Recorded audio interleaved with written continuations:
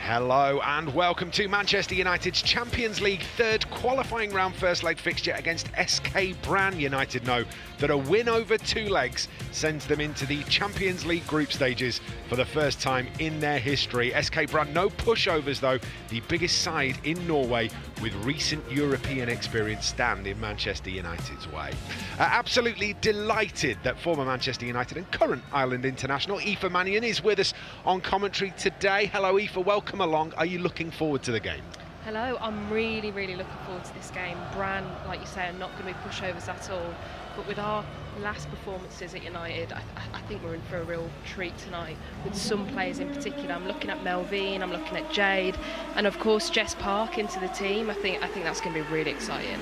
You've switched one incredible northern city for another incredible northern city. You're up at Newcastle. How's things been up there? It's been dreamy so far. I was saying to you just before we went on air, I do think, and this might be up for debate, that the weather's actually better in Newcastle. It's a little bit brighter in my opinion, but I'll leave that out. Yeah. Look, I love Newcastle. I think it's an absolutely brilliant city. I mean, it's never going to be Manchester for me, but it's close there or thereabouts. Look, Manchester United into the third qualifying round of the Champions League. This is an opportunity to make a little bit of history for this team, to make it into the group stages of the Champions League, and it's nothing less than they deserve. I think so. I think it's a great opportunity to get into the group stages for the first time. Obviously the team got to the qualifying rounds a couple of years back. At the time we weren't able to turn over PSG, massive team obviously, really difficult task.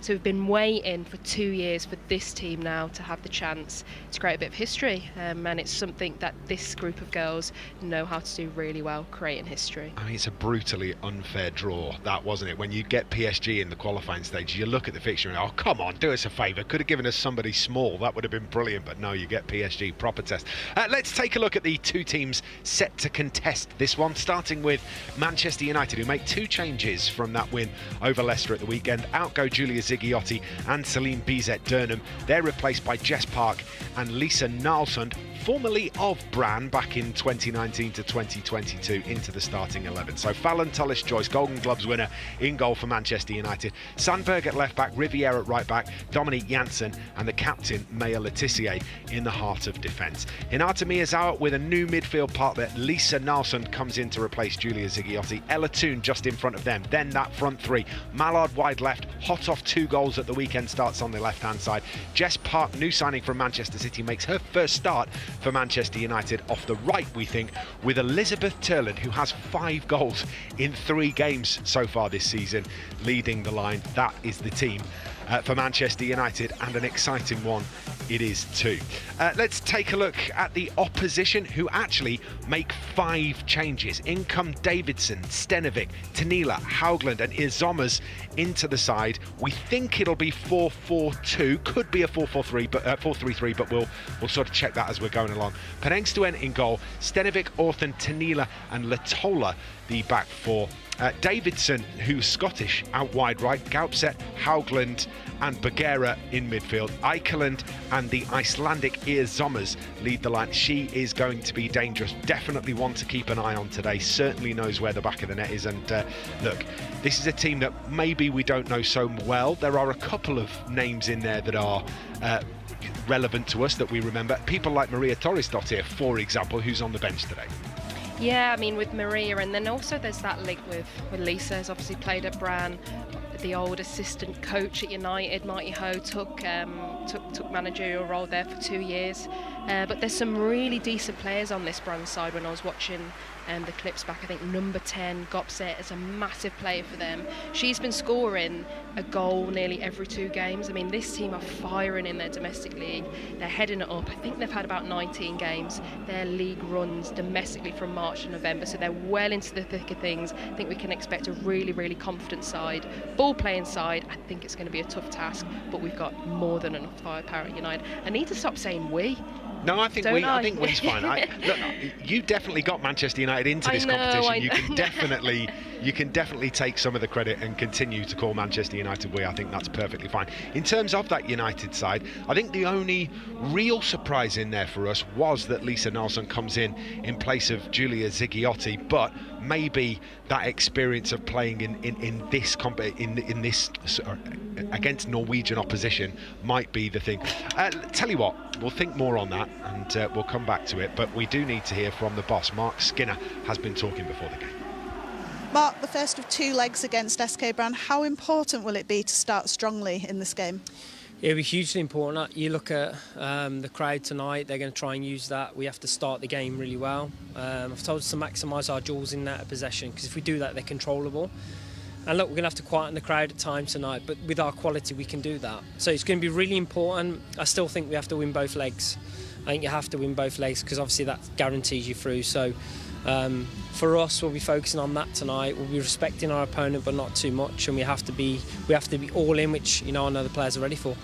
Lisa and Terry against their former club, a big night for them. Yeah, and they're returning home. Obviously, Celine returns home to Norway too. So yeah, it's a big night. Both players are in the starting lineup as well. So coming home, and they'll want to put on a great performance, I'm sure, in front of fans that used to adore them. So yeah, they clearly will put all their very best in for Manchester United tonight, and hopefully they'll have a good game. A record-breaking crowd in the stadium tonight. How proud are you of the milestones that the game's achieving? It's huge, isn't it? And there's a saying that you only come to watch United, but that it shows just around the world, like just how much women's football's grown, and it's I've been a part of it for a long time now. So to see it and to see the records keep falling is an incredible feat, and congratulations to Brann tonight for doing that. But we want to try and spoil the party if we can, but we also know that they'll make a lot of noise, so we've got to rise above it, be our very best, and try and take the game. Always good to hear from Mark Skinner, and thoroughly enjoyed they've only come to see United tongue-in-cheek comment as well. That did make me smile. Look, he's gone absolutely brilliantly since he's been in charge at Manchester United. You look at the progress that this side has made, that you made with this side, and this side has made IFA. It's incredible. Back-to-back FA Cup finals, 3rd place finish, potential qualification for the Champions League, winning the FA Cup. I mean, incredible, really. Yeah, I think under Mark Skinner's reign, you can't really ask for much more as a fan than 3 FA Cup finals, I think 2 top 3 finishes, obviously qualifying for the Champions League qualifying rounds twice. I think it's been a really, really competitive team and squad under his leadership, and I really hope for this team, players and staff, that they're able to show their quality over the next couple of legs against Brann and get the team into the group stages of the Champions League.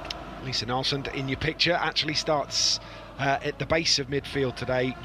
We were talking about this before, referred to her as more of a box-to-box midfielder. Let's find out exactly what role she will be playing when the game gets underway very shortly. But before this fixture kicked off, we did manage to catch up with her.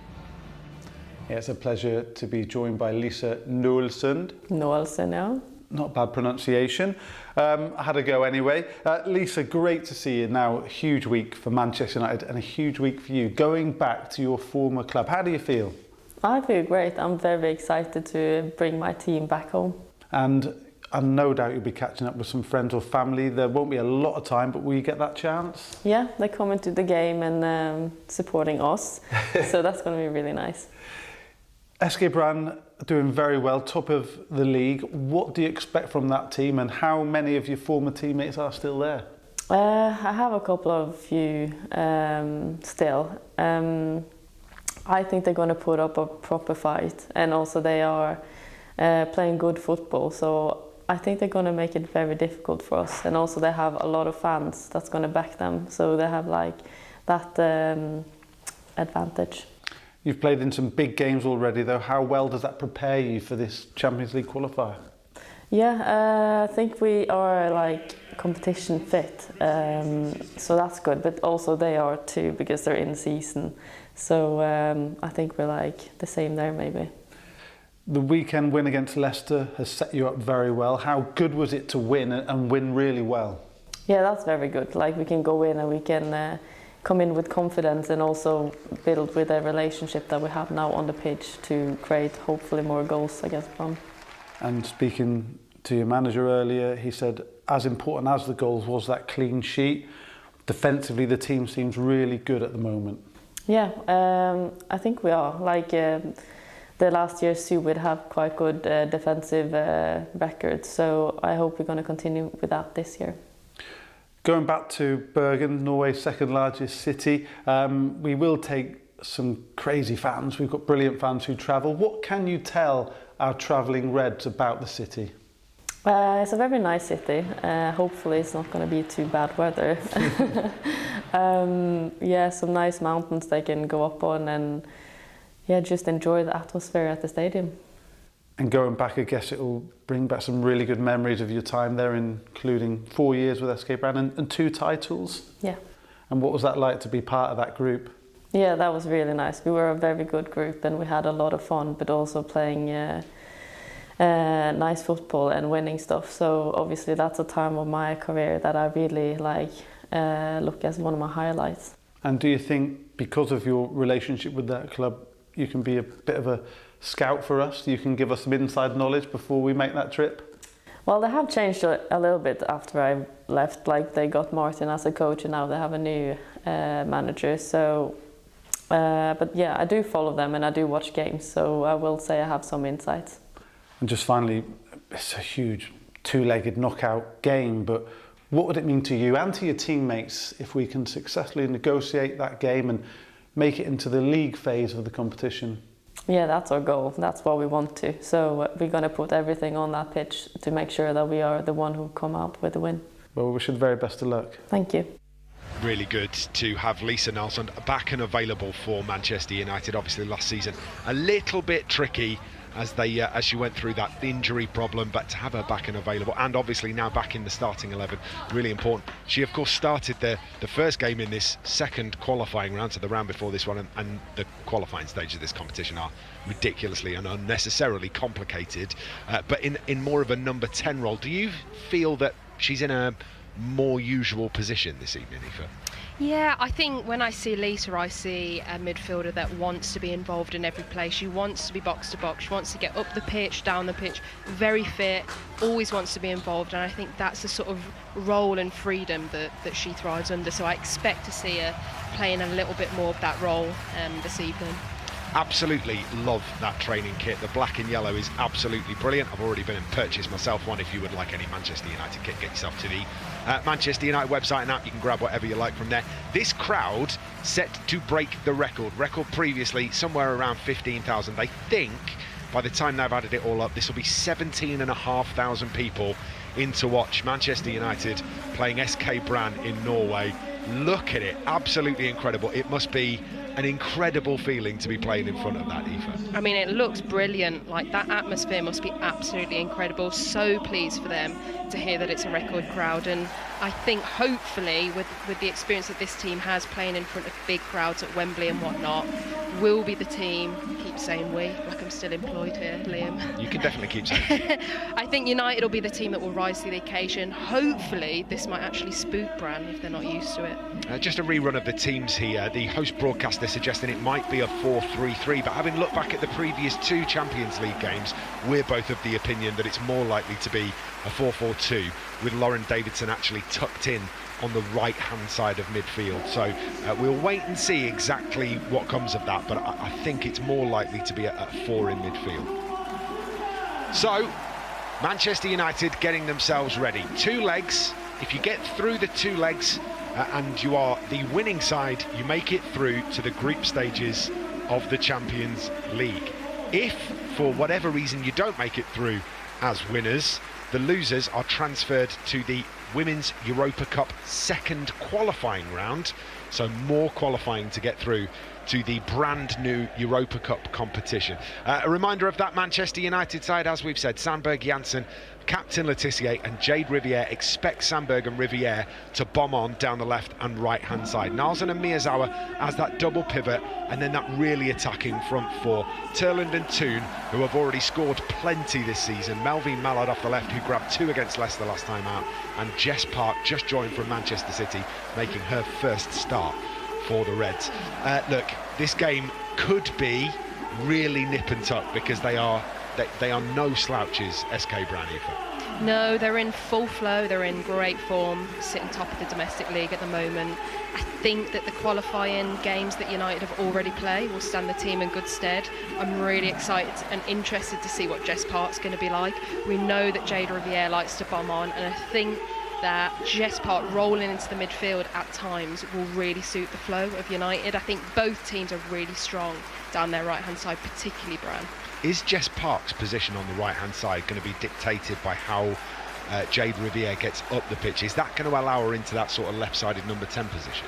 Definitely. I think if we see United with controlled possession, that's when you get those situations where Jade Riviere and Anna Sandberg will bomb on, and that will tuck in the wingers. So with Jess Park, for me, being more of a midfield player, I think we will see her playing a little bit more centrally if United have a lot of the ball. They'll figure out where to take this photograph in a minute. They were just about to have their huddle, their pre-match huddle, and then obviously the photographer's gone, no, we need a picture, but I don't want it there, I need it 20 yards in the opposite direction. So now they can break out and get themselves ready to go. Look, this is a strong Manchester United side from back to front. Plenty of experience, plenty of youth and enthusiasm in there as well, and all backed up by Fallon Tullis-Joyce, who, look, all of the awards, all of the accolades that came her way last season, really well deserved, and she's a proper character too, Aoife. She is. She's a great girl, and for me, I would put my neck out and say she is the best shot stopper that I've played with. Absolutely incredible between the sticks. I've never felt like I would get punished less for defensive errors as I have done in the past season with foul in between the sticks. That must be an incredible feeling. That confidence that gives you must be absolutely vital. And when you look at her distribution, which is certainly something that when she arrived at Manchester United needed a little bit of work, it's got better and better, and you can see how this back four worked very hard to make that even easier for her. Look, we are about ready to get underway. Manchester United in the first of two legs. We've got a bit of confusion about the kick-off. Yeah, so Maya Letitia saying, I won the toss and I won kick-off, and the referee suggesting that that is not what happened, so actually gives kick-off to SK Brann, and that may well be the first time I've ever seen that happen in a game of football. We are underway in Norway. Manchester United against SK Brann in the third round of Champions League qualifying. Ever seen anything like that before, Aoife? No, I've not. I've never seen anything like that. Really odd. Referee from Poland stood her ground. Sandberg is dispossessed by Davidson, who looks to get an early cross into the box, plays it off the shins of the Swede, and it goes behind for the first set piece of the game. This will be a test for Manchester United. Delivery is driven. Goes the goalkeeper, manages to get something on it and does pretty well. Fallon Tullis-Joyce thinks that she was impeded. The referee having none of it, eventually it's out for a throw-in.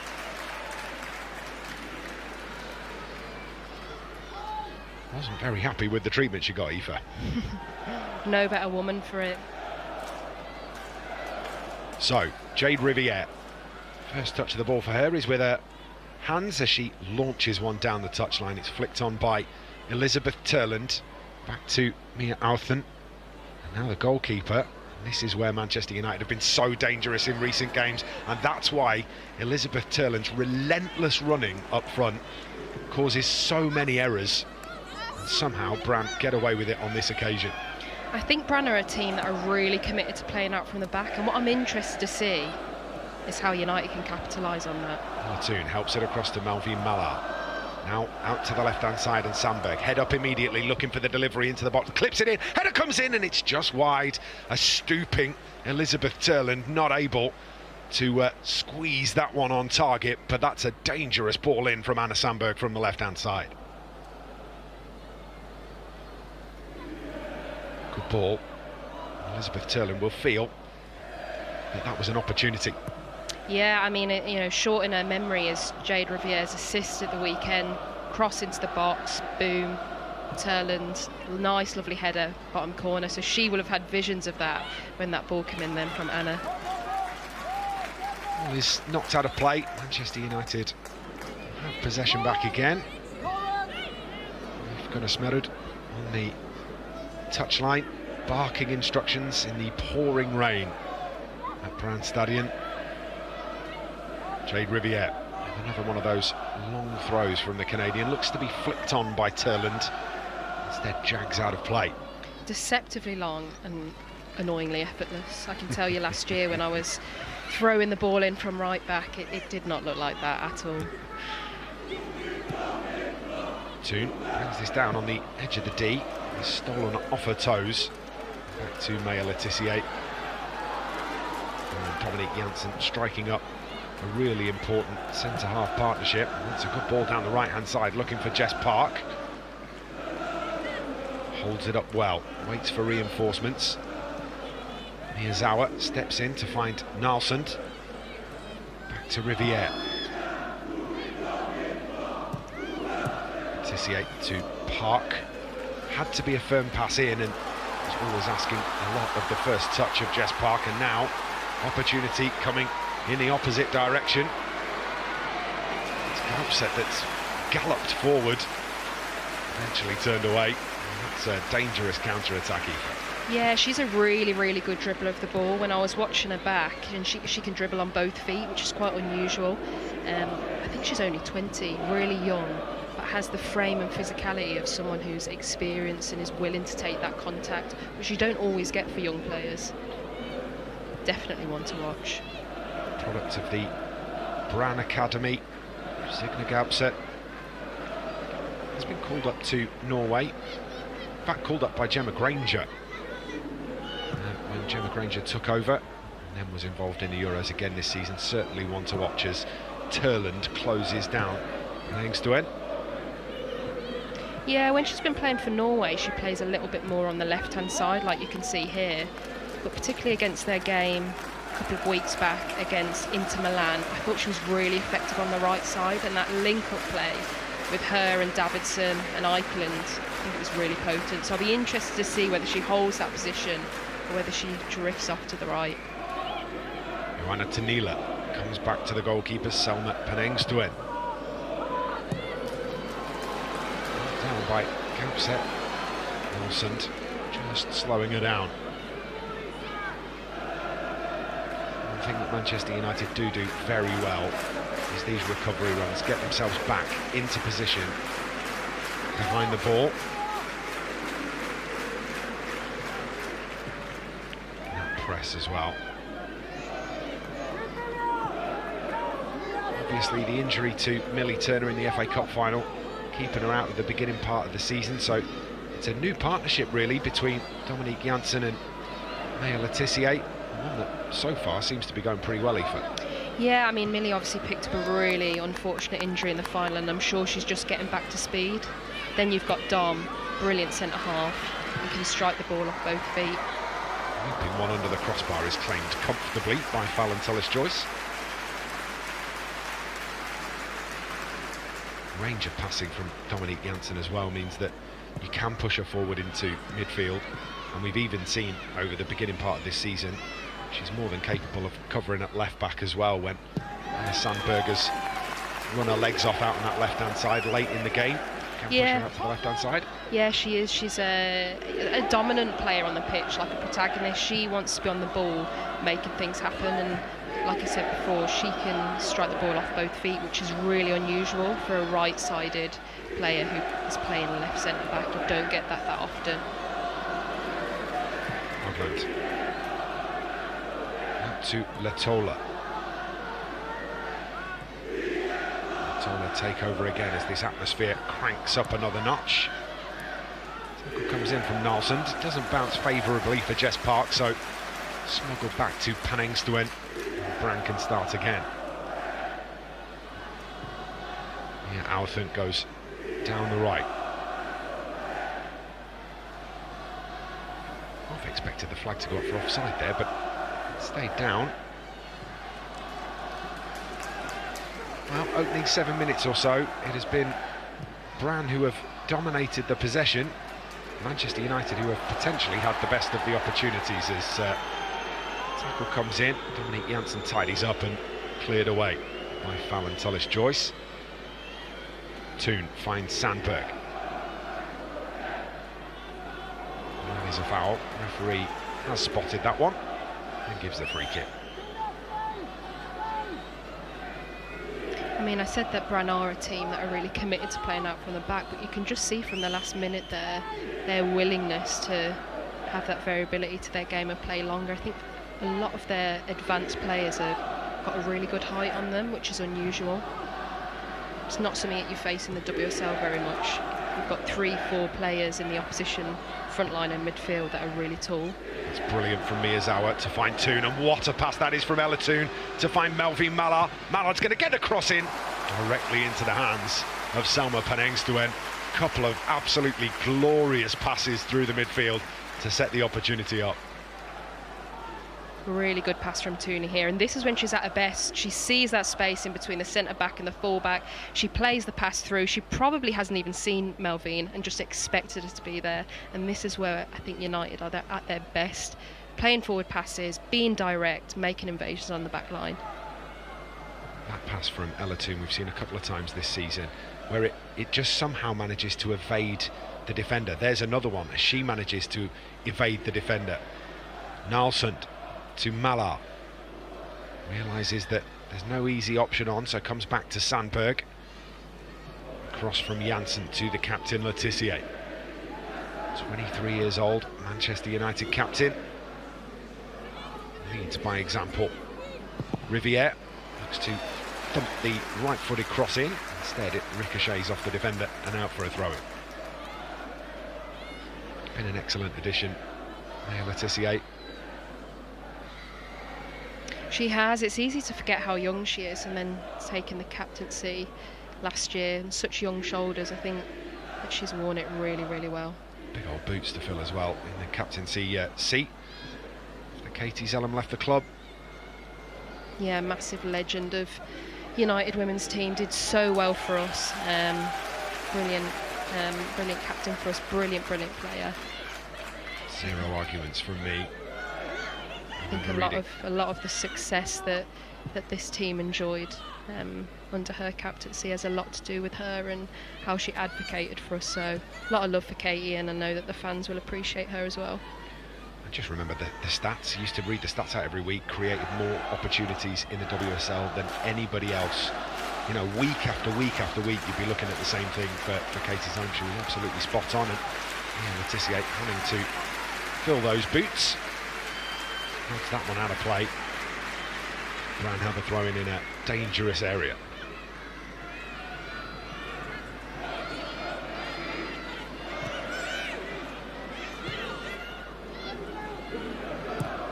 Again, the pressure from Turlin, this time on Tanila. This is back to the goalkeeper.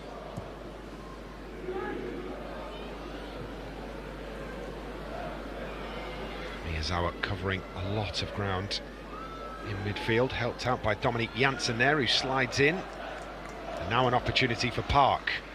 She is direct, gets herself to the edge of the penalty area, runs into traffic, sends it out to Melvin Mallard. Toon finds Park. That's a lovely ball and a lovely run too. Cross comes all the way across the 6-yard box and is cleared away. And that's what Jess Park gives you, that direct running. Riviere scampers past the marker. Unorthodox off the hip, but it was effective. It's going to be given away to Park again. She's currently found herself on the left-hand side of midfield. Bit of a rotation, I think. Melvin Mallard currently up front.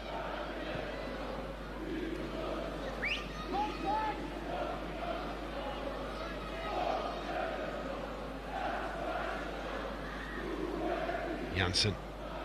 Sandberg does really well. Anna Sandberg finds Ella Toon. Manchester United deciding to recycle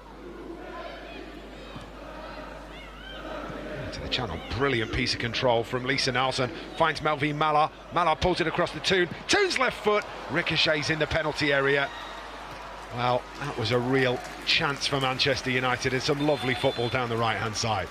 Yeah, I mean, we're used to seeing Jade really being advanced and high up, but in this particular picture, as she plays that pass for Lisa, who's running beyond the back line, which we said that she'd be box-to-box, we said she'd be industrial, pulls it back for Tooney, and you back Tooney, even on her left foot there. Bit of a penalty shout. debatable potentially. Player has her arms in. But another couple of these chances and you do think that United will convert one. I'll tell you something for nothing. If we had VAR, they would currently be pouring over that. Arms were by the sides, but was she making a silhouette bigger? Well, yes. Did it hit her below the short sleeve shirt line or above it? Was it shoulder or arm? All of those things would be being checked by technology. We don't have any of that worry here. If it's not given on the pitch, we don't have to wait for the decision. Whether that's a good thing or a bad thing, I'll let you decide. 0-0 between SK Brann and Manchester United in this third qualifying round of the Champions League. Toon's header back to Sandberg. Janssen comes back to Fallon Tullis-Joyce.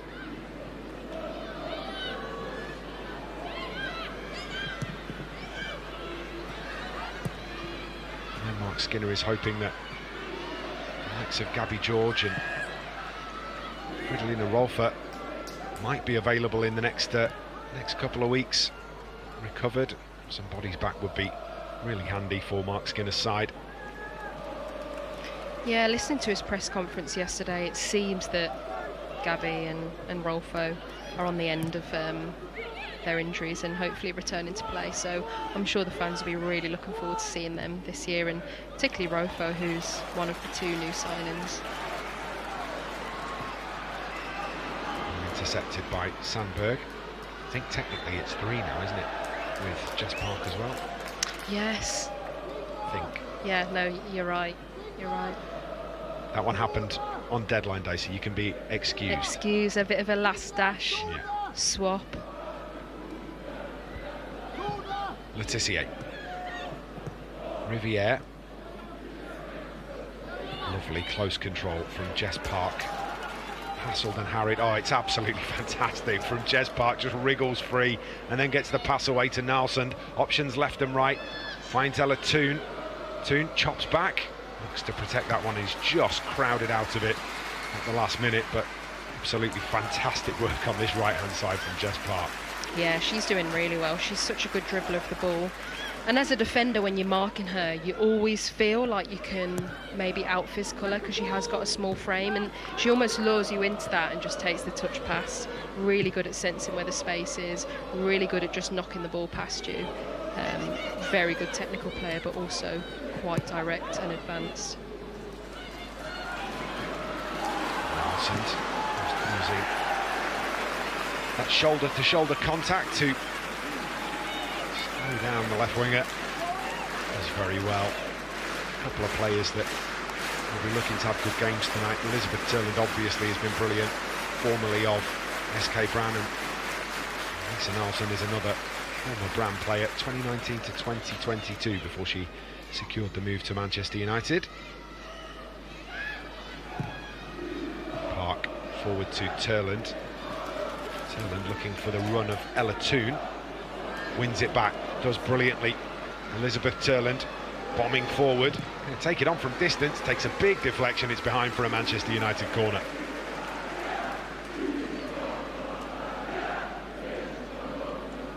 Well, it was there to be hit for Elizabeth Turland.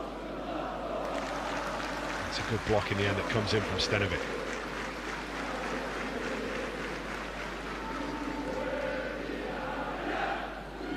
More goal involvements than any other player in the WSL last season. And started this one with 5 goals in 3 games, 2 Champions League games and 1 WSL game. Swung in, loose inside the penalty area. Initial contact came from Maya Letitia, I think. Nobody following it in at the back post. Another opportunity for... She's just a little bit too far forward of the post to really kind of make it stick. Ends up sort of scuffing off her head, but potentially just a slightly different cross, slightly different connection. Could very easily have been a different story. It's quite clear that Brann aren't in a good flow though. First 15 minutes, knowing how they like to play in the league, they like to be a team that makes lots of passes, have a lot of possession. They've not really seemed to get into that flow at all, and I think that's all United's doing. United have been very good at disrupting that over the course of the beginning of the season. Park. Lovely turn again to give herself the opportunity. Faces up. Very least will challenge for the corner. It has actually come off Jess Park and will therefore be a goal kick.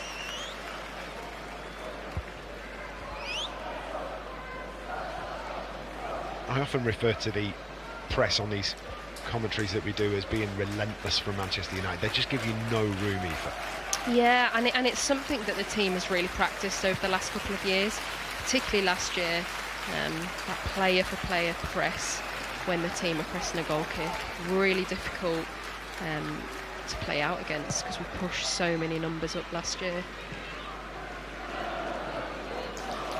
Asking a lot of your fitness, aren't you? Your legs to be able to get up and down to do that effectively for long periods of time. Yeah, I mean, the idea is that if you can get enough pressure on the centre-backs or the other person on the ball, then they can't get their head up to notice that there's so much space left behind on the back line.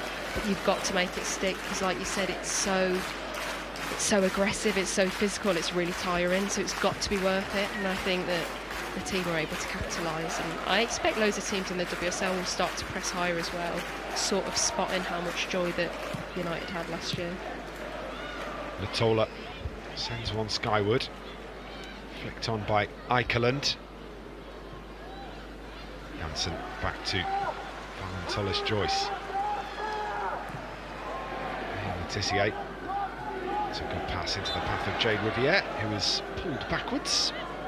And Zollers penalised for it.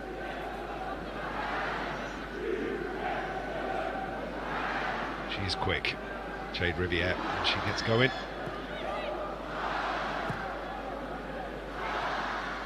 Header down, finds Park. Lovely close control again. Cross is turned away.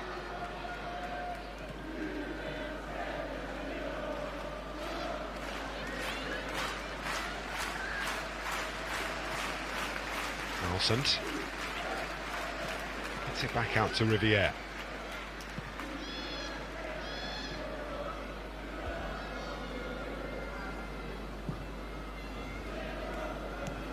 That one just skims off the top of the boot of Jess Park.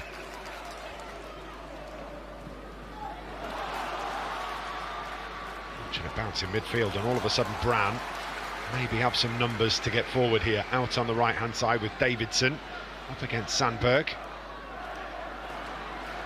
Sandberg does really well to keep her feet, doesn't lunge in, but does concede the corner.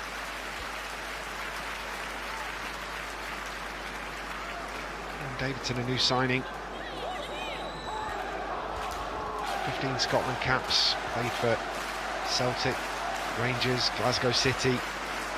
Decided, after being top scorer at Glasgow City, she was going to jump ship. Yeah, she's a tidy player, likes to cut inside but can also go down the line. Usually players will have a preference for one or the other, but players that can do both really pose you questions as a defender. And I really do think that anything good that's going to come from Brann, more likely it's going to come down this right side. Here is the delivery into the box. By the heads, bouncing around inside the penalty area, cleared off the line by Maya Letitia. This line of defence. Brann to swing this one in. It comes off Park. And then there is a foul on the edge of the penalty area on Ella Toon, which the referee spots and gives Manchester United a pressure-relieving free kick.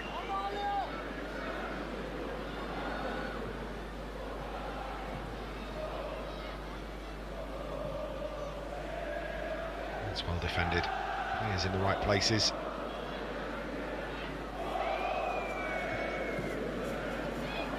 Riviere. Great pass. First time into Lisa Nalsund. You forget with Jade Riviere, more on that in a second, because Park again on the edge of the box. Can't get that pass away. Finish that thought. 24 years old, Jade Riviere already has more than 50 Canadian caps. Maybe took a little bit of time to warm up to life in the WSL and has become really crucial to the way that United play football. Yeah, she's a really, really good player. Right back, but plays like a winger on the ball, but can do the job of a full-back defending off it. Not everyone can do both, and so that's why players like her are at such a premium.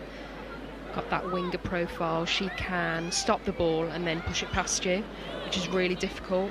Lots of players who try to beat you on the outside, they need that momentum all ready to go. But she can literally stand in front of the winger and then generate all that speed from like a standing start. Very, very good player. And when she stays fit and gets into a flow, the team really flow well around her. Hard to defend that as well, that kind of pace and that kind of vision as well. She dances away from Bagheera.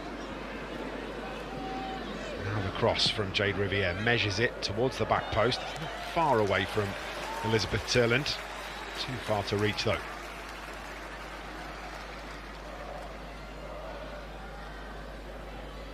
Crosses are something that the team really worked on last year. Scored a lot of our goals from crosses in that kind of space. It's not really out wide, but it's also not central. The fancy word is half space that we use. Half space indeed. Half space crosses. Really difficult to defend as a defender. So if you're wondering what the half space is, I'm going to try and explain it. If you divide the pitch into thirds, left wing, middle of the pitch, right wing, the half space is sort of either side of those third lines. Yeah, is that right? Yeah. So you've got sort of the wing on the outside of that, and then just inside is the half space.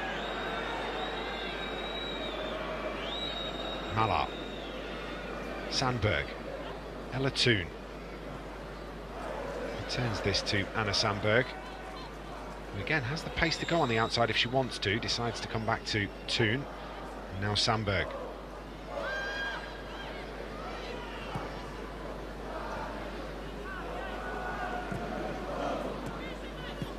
Riviere to Park. Allows that to run across her and then finds Miyazawa. Gets it back to Jess Park and it sticks to her foot as well. This is Ella Toon. Ella Toon looking to open the scoring, and it's a decent stop in the end from Panengstuen. It took a big deflection on the way through, and she manages to get two gloved hands to it to turn it wide. That was close. Miyazawa is clever back to Park. I think it takes a deflection off Nia Latola. Keeper at full stretch.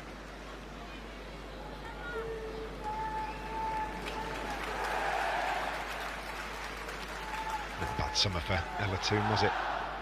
No, no. No, not a bad summer at all. How do you top winning the Euros? Oh, get engaged on the beach. Yeah. Where'd you go from there? Yeah. Champions League, that's where. Just had a birthday as well, hasn't she? It was 8 or 9 days ago. Happy birthday, Ella.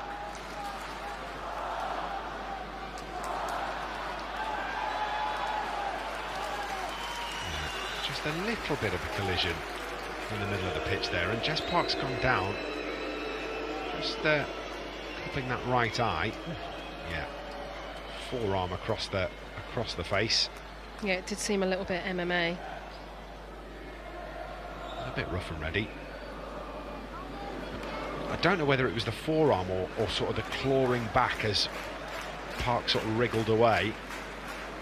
Regardless, because it's a head stroke facial injury, we'll have to go through this procedure. There's all sorts of checks now, isn't there, Aoife, that they have to do in this situation. What kind of questions do they ask you whilst you're lying on the floor? Thankfully, I've never had concussion on the pitch, so I've not had to go through that protocol, but there is all sorts of questions and tests to just check that you're okay if it does seem like a head injury. Even simple things like asking you what day of the week it is. We do tests in pre-season on a computer to sort of see like where your brain is at. Baselines. Yeah, baseline tests. So that if you are in this situation, then in the days afterwards, then you can do it. It's become more and more important, hasn't it, as understanding head injuries has developed. They now take absolutely no chances, and it's the right thing to do.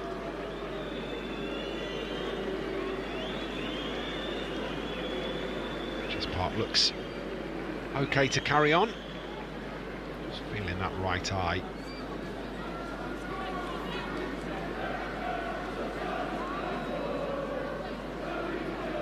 Have you, how would you assess the opening half an hour or so? I think first 5-10 minutes Brann looked like they had some decent chances, but then really after that, when United got into a bit more of a flow, dominated possession, created chances down the right side. Jess Parker's looked like a really bright spark, Jade as well.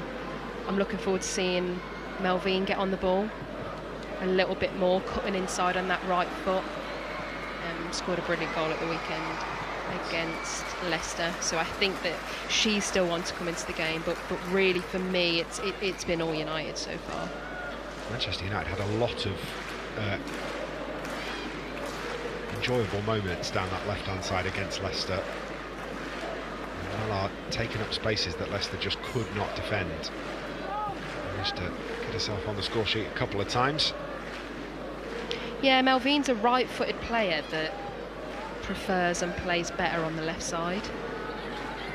Really does well to go 1v1 and cut in. Nightmare for a defender.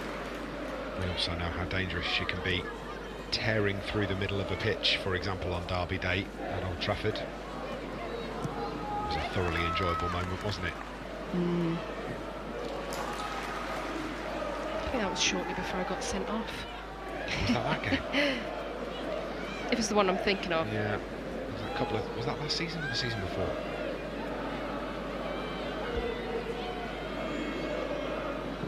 Referees, eh?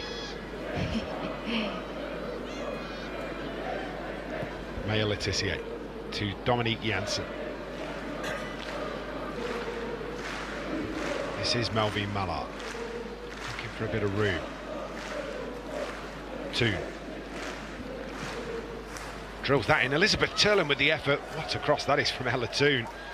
She says thank you immediately to Tooney, who's put a dangerous ball in the box here. And again, it's that half-space cross as we were talking about. And it's almost like she was dribbling back up the pitch slightly before she made that cross. So as a defender, when the person on the ball is actually going back, you find yourself stepping up. You don't always check your shoulder and check where the striker is. Hence Terry Turlin sitting pretty in space between those two centre-backs. Really nice bit of work. How difficult is it for you to sit here and do this commentary and not call them all by their nicknames that you've used for the last 3 years? I know, I'm fumbling. I'm saying us, and I don't work here anymore. I find it really difficult. Like nobody would call Hinata Miyazawa Hinata Miyazawa. Yeah. You've called her Hinny for the entire time she's been at the football club. Must be very difficult. Yeah, I think it's probably just better to call people by what you're used to. It sounds a bit stuffy otherwise. I agree. Riviere. I wonder for Brann, they're used to so much being on the ball that whether them being in a block is just really difficult to make sense of. Yeah, I agree. They tried to get themselves on the front foot in the opening 10 minutes as this cross comes in towards Elizabeth Turlin. It's well claimed by Pennanes to end. But yeah, I agree. They tried to get themselves on the front foot early in the game and it just hasn't worked out for them. Like if you do find yourself sitting more in a mid-block, fine. But then you need to make the most of when you do get possession, really being able to counter-attack and get up the pitch. But United are doing so well that the clearances aren't that good, or they're landing on the seconds and having another phase. And yeah, I thought that they would be stronger in this portion of the match. I thought that Brann would start this first half like they started almost the first 5-10 minutes, not really seeing anything of their number 10, Gaukser. And she's been picking up the ball in really deep positions, almost like a holding midfielder, and that's not where she's most dangerous. So if United can keep doing this, barring something scatty like a set piece or a really strange transition, I think they're in prime position to hopefully convert one of these chances. The goalkeeper Selma Pennanes has made 2 saves now. That one that we've just seen and the one before, and on both occasions has ended up popping up with some sort of niggle, so hopefully she's okay. Sometimes you're just getting a breather for your team. In these moments, if you're on the team that's defending a lot, you're looking for your goalkeeper to just slow things down a bit, get a breather. Somebody that was very good at that, by the name of Mary Earps.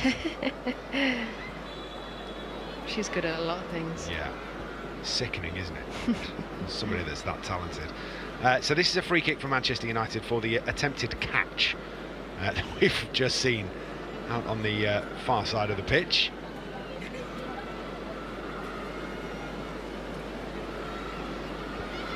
Strange decision, but an opportunity for either the right foot of Ella Toon, it will be the left foot of Anna Sandberg.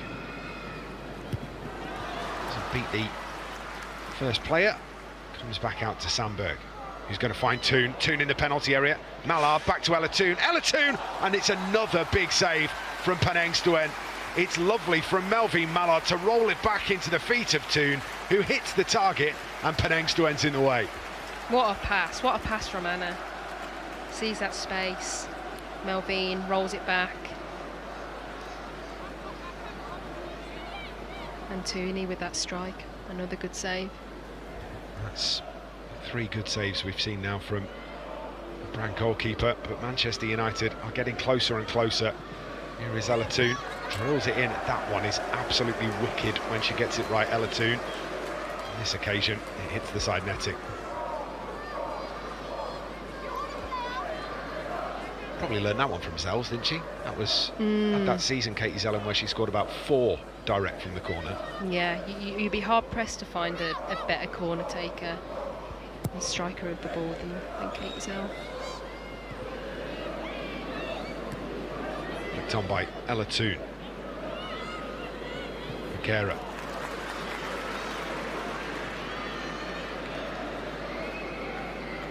Janssen just touch tight, making sure it's really difficult to get turned. He's given herself the head start to make that recovery run. This is that she might be a little bit isolated, just knocks it out of play. It's good defending from Dominique Janssen.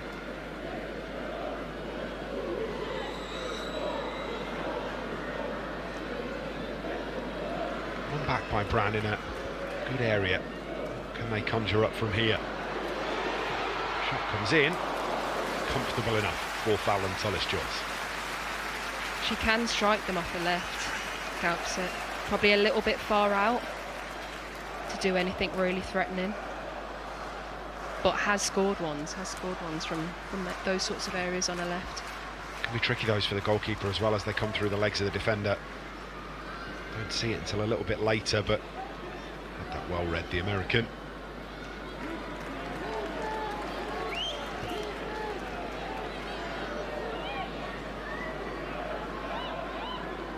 Brann showing the ball across their back 4 as they try and pull Manchester United out of their shape. It's a good turn from Gaupset, and then excellent covering from Lisa Nalsund. Comes across and clears it into touch.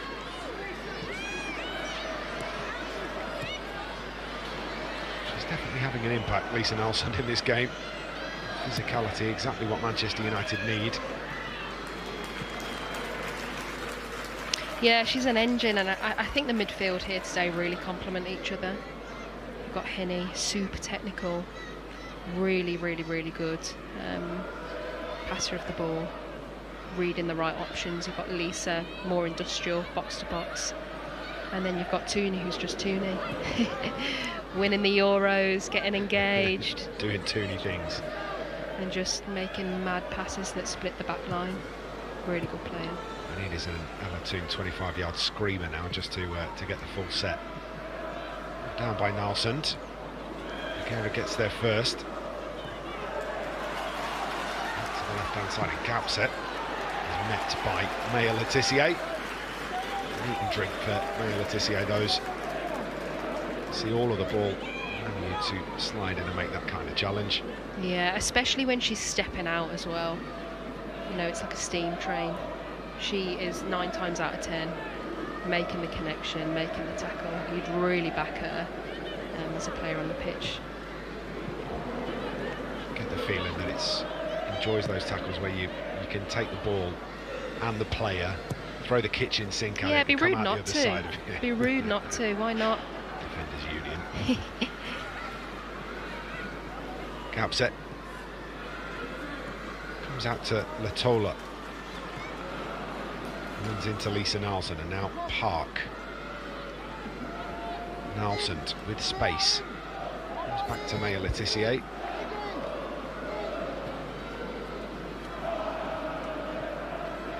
Sandberg. Mallard, who's pulled back, but the referee says there's nothing in it. The ball had already gone out of play. Guerra runs into Melvin Mallard and Ella Toon. Mallard does well to try and get that in field to Turland. Control lets down Brann to give this away to Riviere.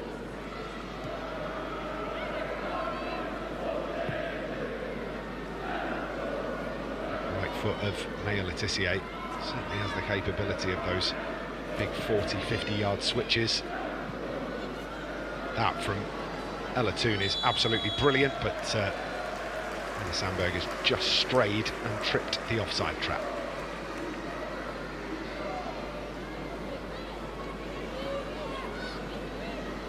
Willing runner, very well since Gabby George picked up the injury in pre-season.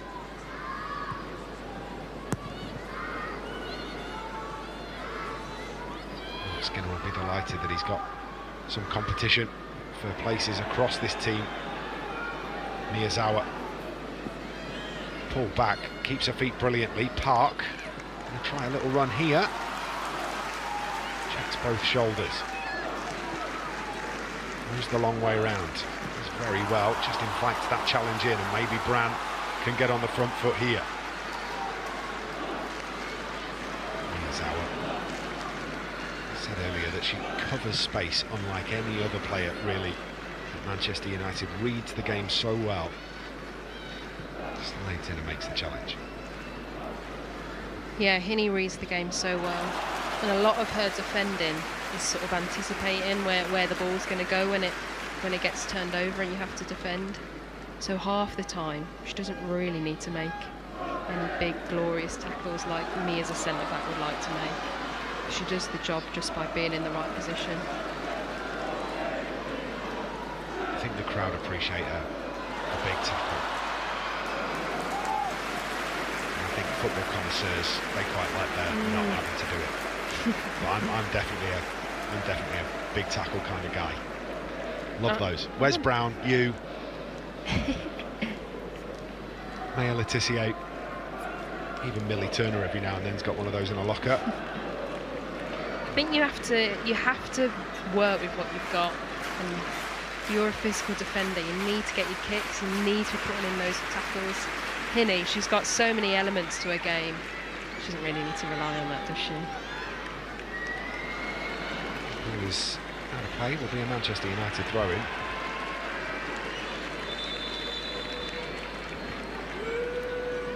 The referee is coming over to suggest maybe the excitement is calmed down a little bit by Lauren Davidson. I thought that should have been a Brann throw-in. She may have had a case. This is Davidson, defended by Dominique Janssen. It sticks brilliantly to Melvin Mallard too. He has to fight a couple off, and it's a just desserts.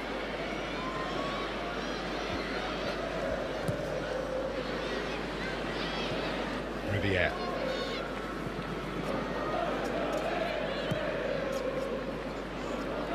And Toon out to Mallard. A run of Sandberg on the underlap. Sandberg head down, chases that. Toon whips one in, falls to Park in the penalty area. It's well defended again by Brann, and they have been forced into making those defensive interventions they will feel like it's been too often over the first 42 and a bit minutes. Manchester United frustrated by the defensive capabilities of the Norwegians. Break from Park, and now Nilsson pulls it back towards the penalty spot. Intercepted and cleared away, but look at the press again. And Jade Riviere is going to win the throw-in. Just no room to escape for Brann at all, is there? And for me, it's telling that, you know, the clearances are going out for throw-ins in their defensive third, or sort of being scuffed away.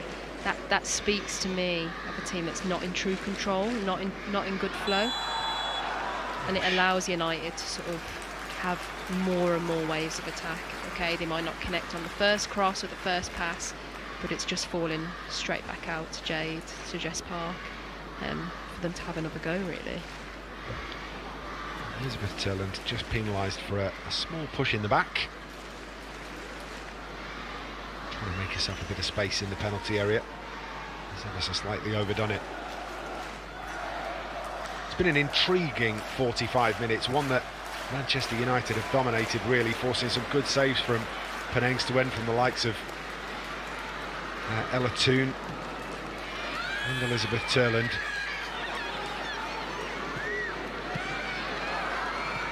Shouts for handball, not heeded by the referee. Turland nips in and puts the challenge on, but Brann still have it. Deflects off Jess Park's outstretched boot and tidied up by Maya Letitia.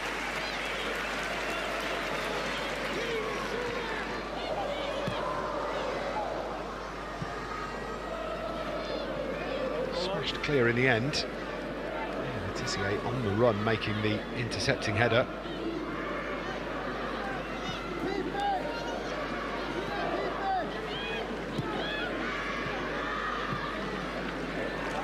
It's a good ball infield. We're going to have 3 minutes of added time at the end of the first half. Yes, I understood the stadium announcer correctly. 3 minutes for Manchester United to make sure that they go in at the break at least level. That was a decent cross from Davidson. I think she's been left a little bit isolated in this first half. For me, she's a really good player, but she needs a little bit more support around her. Usually you'd see Gobset around her. It's actually their number 6, Borgeres. Yeah. A bit more of a holding midfielder. So you either need to get that full back up supporting her, or get an attacking midfielder in and around her. But this whole play starts from their goalkeeper going straight direct into the striker, and then all of a sudden they get momentum in United's half. Potentially, you know, if I'm looking to make the most for their chance on the sideline, that's what I'm telling them. Get that ball forward into the front line and get under the ball, make sure you win the seconds. Not like that. Absolutely not. Manchester United will gratefully accept that gift. Riviere comes back to Letitia. Plenty of options ahead. Just to get that big hooping right foot pass out of the locker. Comes up a little short on this occasion.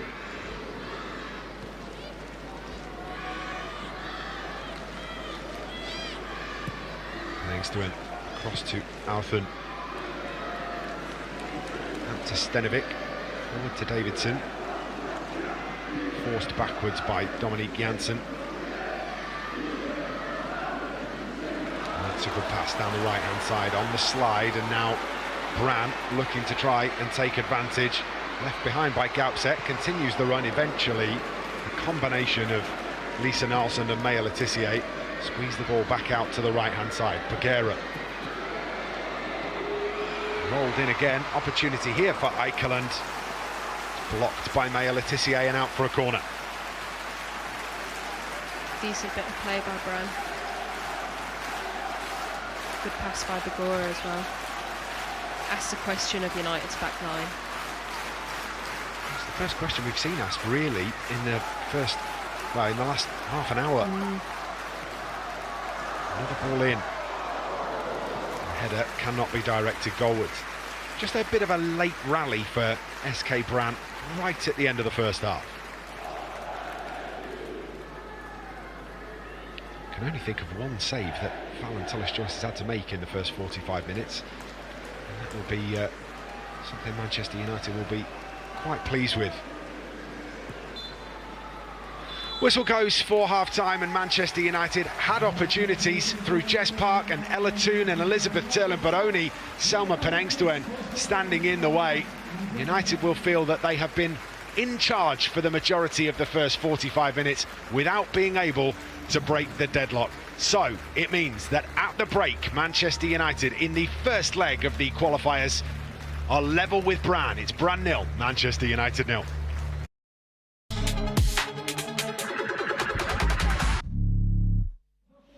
Welcome back. Manchester United level pegging with SK Brann after 45 minutes of the first leg of the third round of the Women's Champions League qualifier. Aoife, it's been a game that Manchester United have been relatively dominant in without challenging the scorers at the minute. Yeah, and at times it felt like it was a matter of when, not if they were going to score. United have had a lot of chances. Brann have been disappointing, potentially, with their possession, not made too much of it, but like you said, made a bit of a last minute dash for it towards the end, seemed to get a bit more of momentum, but really it's been all United in terms of action in the box. We often say when we get into the Champions League that if you can come away from an away leg with a draw or even a slim lead, that's what you want really coming back to your home leg. I think Manchester United will feel that they deserve to take the win back to the Leigh Sports Village next week. So we shall wait and see exactly what happens there. Let's take a look at the story of the first half.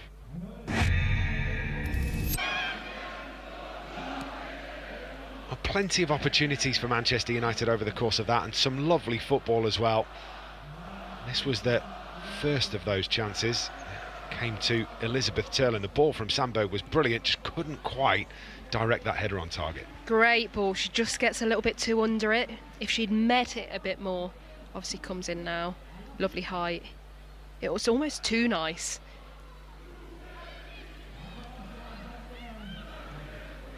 Well, Ella Toon has been in the game most definitely. Mallard across to her. This takes a big deflection. There was a shout for a handball in there as well.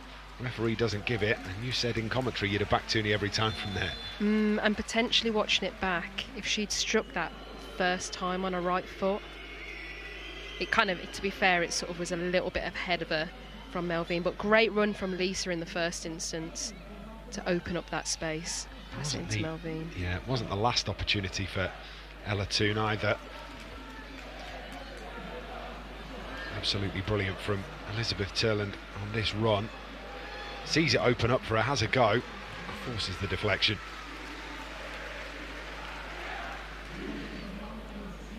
It's a good run, isn't it? And again, as it opens up here, has every right to hit it.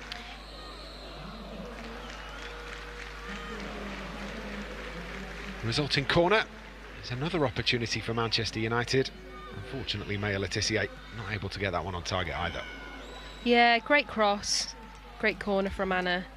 May is a little bit ahead of the frame of the goal. Difficult for her, and there's lots of Brann players behind her. Don't think it's their best chance. I told you it wasn't Ella Toon's only opportunity. We've seen a couple for her now. Jess Park, when she's got into these areas, has been particularly dangerous. Puts this through for Ella Toon. Forces a really good save. First of a couple of decent stops from Penengstuen. Yeah, this was a really good chance. Starts with Jess Park, new signing, dribbling, staying on the ball, drawing players in. You know that something's going to come dangerous when Jess Park's able to get on the ball like this across the box. Lays it off to Tooney. On a different day, this would have been a goal. Takes a bit of an awkward deflection, forces the keeper into a decent save. The touch from Jess Park, absolutely brilliant. Ella Toon again pops up as we get towards just after the half an hour mark. And that ball through from Anna Sandberg's brilliant. The back heel from Melvin Mallard forces another good stop from Penengstuen. Potentially the best chance of the half, I would say. Great pass from Anna.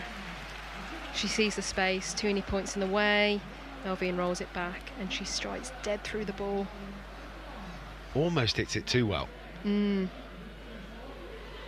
This was the only real save that Fallon Tullis-Joyce has had to make in the whole first 45 minutes, and it came on the edge of the penalty area to Gaupset, who hits it, doesn't really make the connection that you'll want, and Fallon Tullis-Joyce manages to watch it through the legs of the defender, safely into her hands. It's a warning shot though, Aoife. Yeah, it is, and I think if they can get Gaupset higher up the pitch, they will pose more of a threat to United. But United have been so controlled in possession that it's just not really been the case. I have a funny feeling that Manchester United are going to come out in the second half with the same intent that we've seen for large parts of the first 45 minutes. Hopefully they will get the job done here in Norway this evening. Manchester United's men's first team back in action on Sunday, and it's no small matter, the Manchester derby. Ahead of that one, we've been catching up with the chess-playing Brann and Burmo. To do the things right made her happy, so that was good.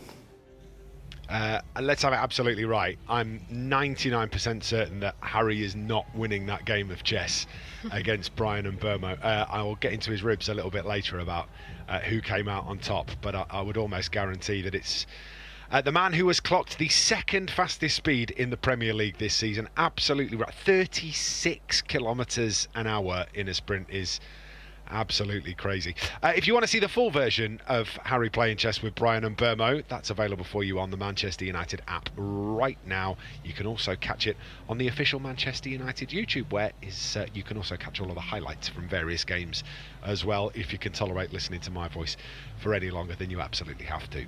Aoife Mannion, what do you think Mark Skinner is saying to his team at half-time, and you probably know better than almost everybody else what those half-time team talks sound like from Mark Skinner, and B, what do you expect that we're going to see at the beginning part of the second half? I think he'll be saying, well done, keep doing more of the same, lots of energy, keep going forward, a little bit of patience potentially. In these situations where as a team you feel like you're getting loads of chances but you're not able to convert, that can get a bit frustrating. So I think he'll say, don't get tired of doing the right things, switch the ball, get the ball into the wide areas, drag them over, then go back the way. Try and keep capitalising on those balls into the box, crosses into the box, get Terry on the end of one of them, Bob's your uncle, back to Lee Sports Village to finish off the job. That's what I think he's going to say. Excellent. Well, I bet you've absolutely nailed that. And in terms of what you want to see from United in this second half, is it just a resumption of what they've done really well in the first 45 minutes?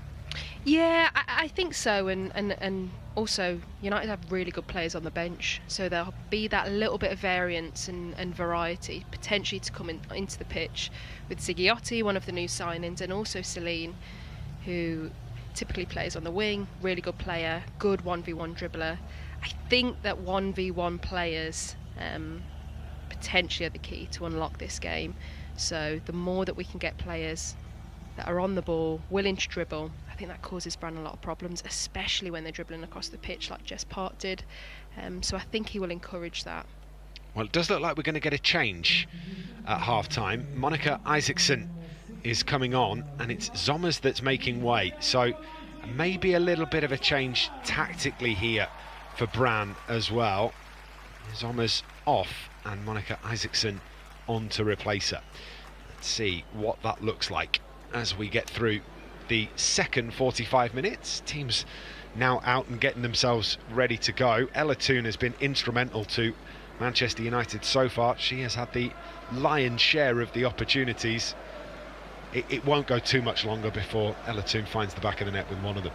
I think so, and that's the hope. Just looking at Isaacson coming on, when I've watched her, tends to play on the left wing, right-footed, likes to cut inside. I wonder if that's because the Brann manager wants the players to get more central, get numbers up the pitch when they retain possession, or potentially if it's been a forced sub. Sometimes that's the way at half-time. Zommers, who came off, was injured for quite a few months from November last year till around June. So who knows exactly why that is, but I'll be interested to see what happens. I think they've gone to a 3 in midfield. I think that looking at the way they were lining up there, it looks to me like it's going to be Davidson out wide right, Eikeland through the middle, and that 3 in midfield. We will just confirm that once we get underway, and we are now underway in the second half. Manchester United against SK Brann, 0-0 at the break in the third round of the UEFA Women's Champions League qualifying rounds. Miyazawa comes out to Sandberg. Oh, Manchester United have started brightly, and it's into Melvin Mallard. Mallard's going to try and get the shot away. Left-footed effort from Melvin Mallard, deflects and is behind for a corner. And normal service has resumed. Kick off, chance straight away. Come on, United. My feelings exactly. Melvin Mallard taking that one on her left foot. Realised that the space was closing down quite quickly, didn't have enough time to shift it onto her right. Has won this set piece though, and it will be Lisa Nalsund to deliver from the left hand side. Made it through as well, but eventually is cleared away. The clearance is a hurried one from Brann. It comes all the way back to Fallon Tullis-Joyce, who's on the edge of the centre circle.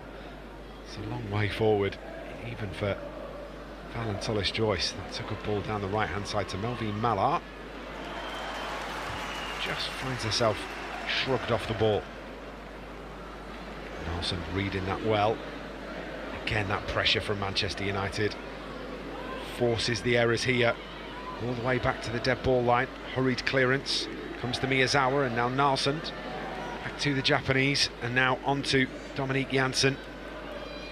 And that's where Manchester United have been so brilliant over the beginning part of this season, is just giving you no space. They strangle the life out of you in those positions. Yeah, I mean, there's different ways to create chances on the pitch. You can have some really good play, and that's what you focus on a lot during the week in training. The other way to create chances is just to capitalise on poor play and mistakes for the opposite team playing out from the back. I think United do that potentially better than any other team in the WSL, and that's what's interesting me about Brann. I wanted to see how committed they are to those short passes that really entice United striker to like jump and go for it. Like, go on Terry, go and jump, go and put them under pressure. Let's see if we can get some chances from it.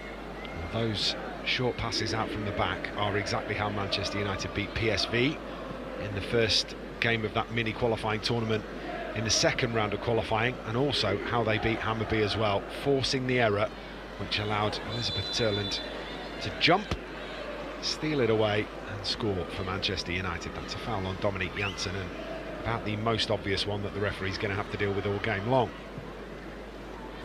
Emily Eikeland is penalised.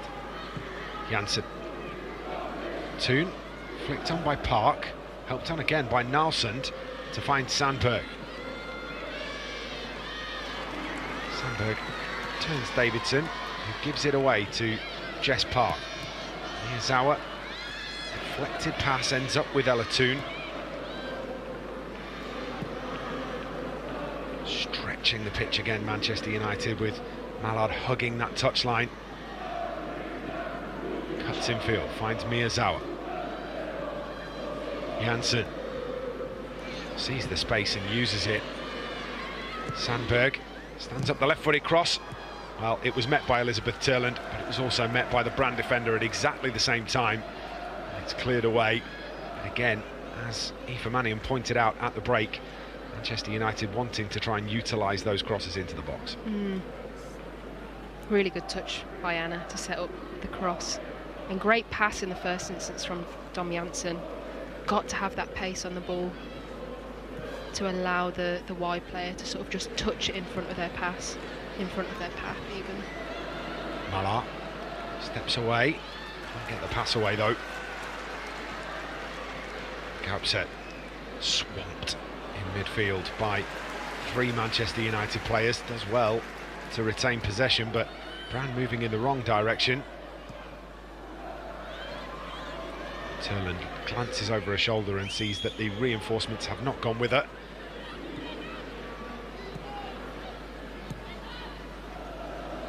Comes back to Penengstuen.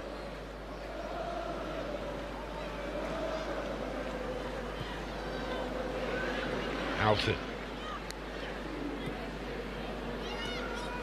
Out to Stenovic. Stolen by Miyazawa, helped out by Sandberg. Gaupset finds a lovely pass through to Davidson, and now there's some problems for Manchester United. Davidson takes it on. Alan Tullis-Joyce was covering that off and nothing more as it flashes past the post. That was a really good chance for Brann there. I just wonder whether Davidson could have played that across the face of the back line a little bit earlier. Now, potentially. He sort of ends up committing to the shot. Always being pushed slightly wide as it was happening, wasn't she? And you can sort of see Fallon Tullis-Joyce withdraw her arms as she's diving. Knows that she's got it well covered. And Isaacson was, for me, probably the better option. And if you are going to shoot there, you know, you need to make a bit more of it, I think. Lauren Davidson, Scottish international, looks to get that into the penalty area. Jess Park will try and run it out. Wins the throw-in. No doubt she's their bright spark, though, Davidson. So the more that they can get her on the ball, the better. I noticed as well when they were playing out their right back, Stenovic, really flat, seems almost conservative, but when she got on the ball, she played a really nice pass straight up into the front line to kind of get set back, and then that was where the chance came from. Something to keep an eye on. Next to went just about evading Elizabeth Turland. Long ball over the top. Well, that's 2 or 3 times before it ends up safely back under the control of Fallon Tullis-Joyce. There's a lovely piece, and I've mentioned it in every round. There's a really lovely piece with Fallon where she did a load of recording when she went on holiday. She went diving in various places, and there's a fantastic piece on the Manchester United app sort of following around what she was doing and the pictures that she took while she was diving and the videos. It's absolutely astonishing. And that's what happens when you're a scuba diver and marine biologist as well as a professional football player. She is an incredible human being, and she puts all of us to shame with how much she makes of her days off and the time off and her holidays. I think we went on a tour in Malta once, and I said, "Oh, what did you do with your time off?" She went diving. Yeah. She said to me, "What did you do with your time off?" I think I had a bath. I definitely fall more on the bath side of that than going scuba diving. Definitely I get a day off and I have an appointment with my sofa. Too much time spent sat in commentary boxes. I get the opportunity to be at home, I try and take it. This is another ball forward bouncing one for Anna Sandberg to have to deal with. Offside flag goes up to relieve the pressure. Isaacson trying to cause the Swede Anna Sandberg some issues. I mean, she's come on as a left winger, Isaacson. Seems to have a lot of energy. You can see her there all the way over on the right side of the pitch. That's not something that you do when you're 60, 70 minutes into a game and you're tired. So that sort of shouts out as someone who's got fresh legs and has probably been told to be a willing runner. Get yourself forward, get yourself across the pitch, put pressure on the defenders playing out. It'll be interesting to see if she's able to make anything of it. Been really interesting to see. They've figured out, Brann, just how dangerous Jess Park is. Every time she gets the ball at the moment, there's 2 Brann players around her. Manchester United have played out here though, and options left and right for Malvine Mallard. Can't find either of those options on that occasion. Good defending to get tight to her. Natola can't deal with Malvine Mallard though, has to knock the ball out of play for a throw-in. Miyazawa in acres of space. Dominique Janssen. Park gets away from the first of her markers. Doesn't get away from Cassandra Becerra.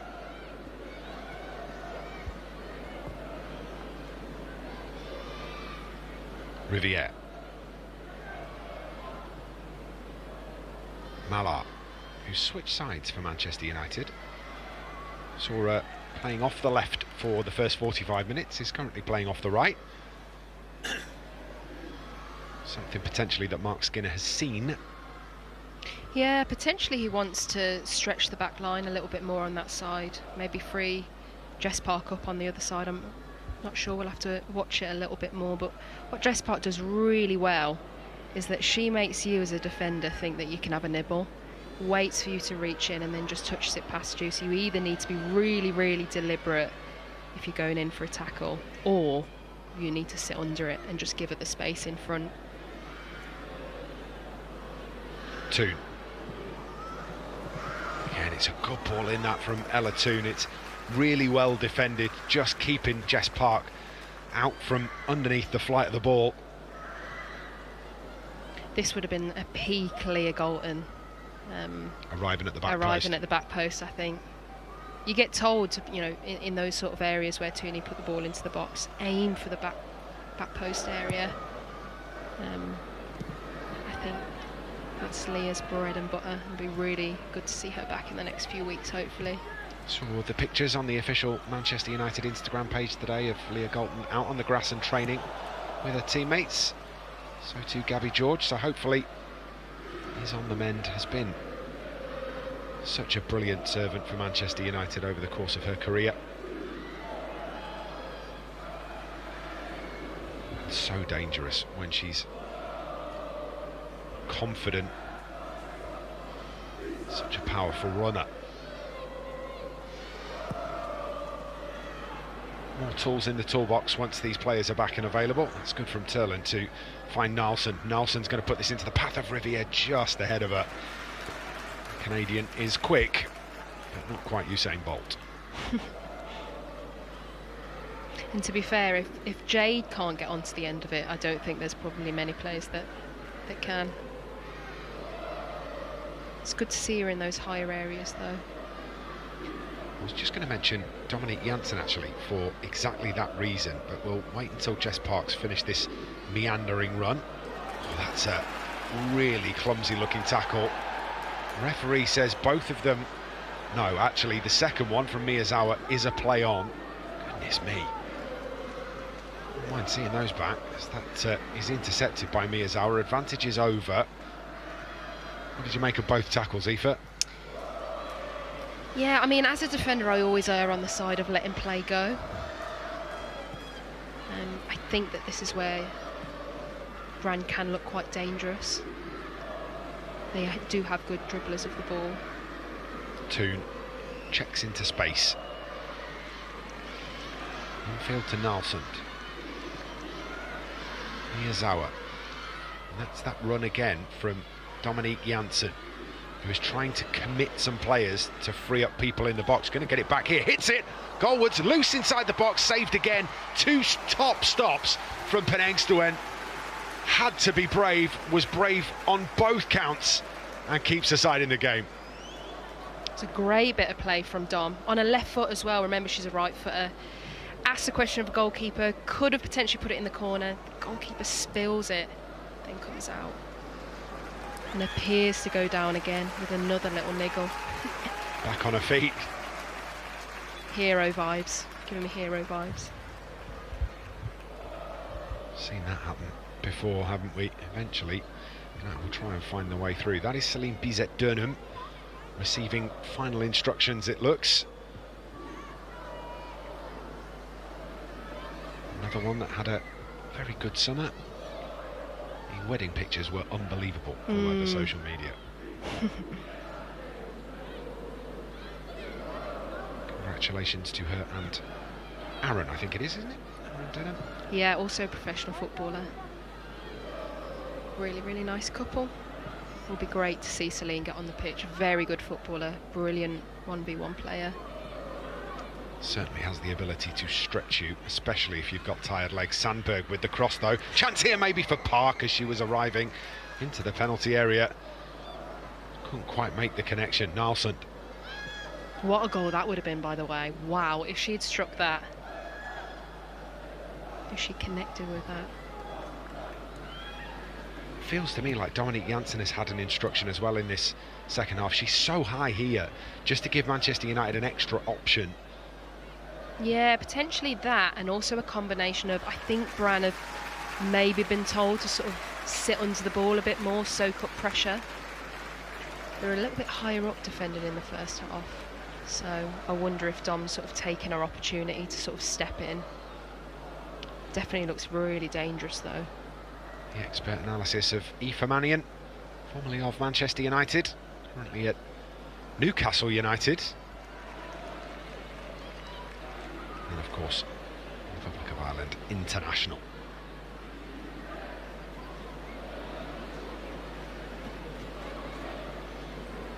Throw in from Jade Riviere.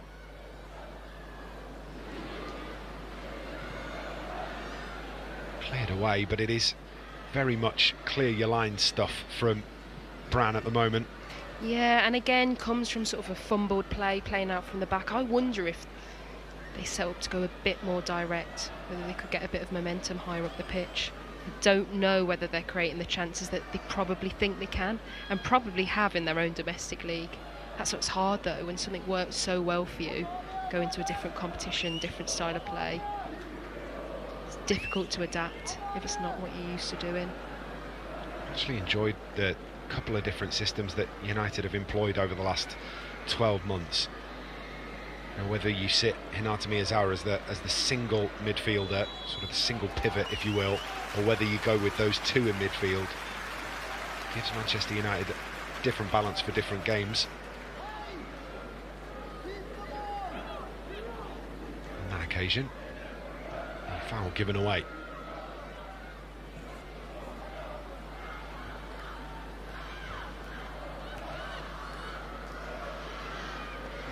Just past the hour mark. If we're going to see changes for Manchester United, it will be soon. Ladies and gentlemen, today you all made history. The most visited game in women's football history in Norway. You are truly fantastic. Today's attendance, a new record,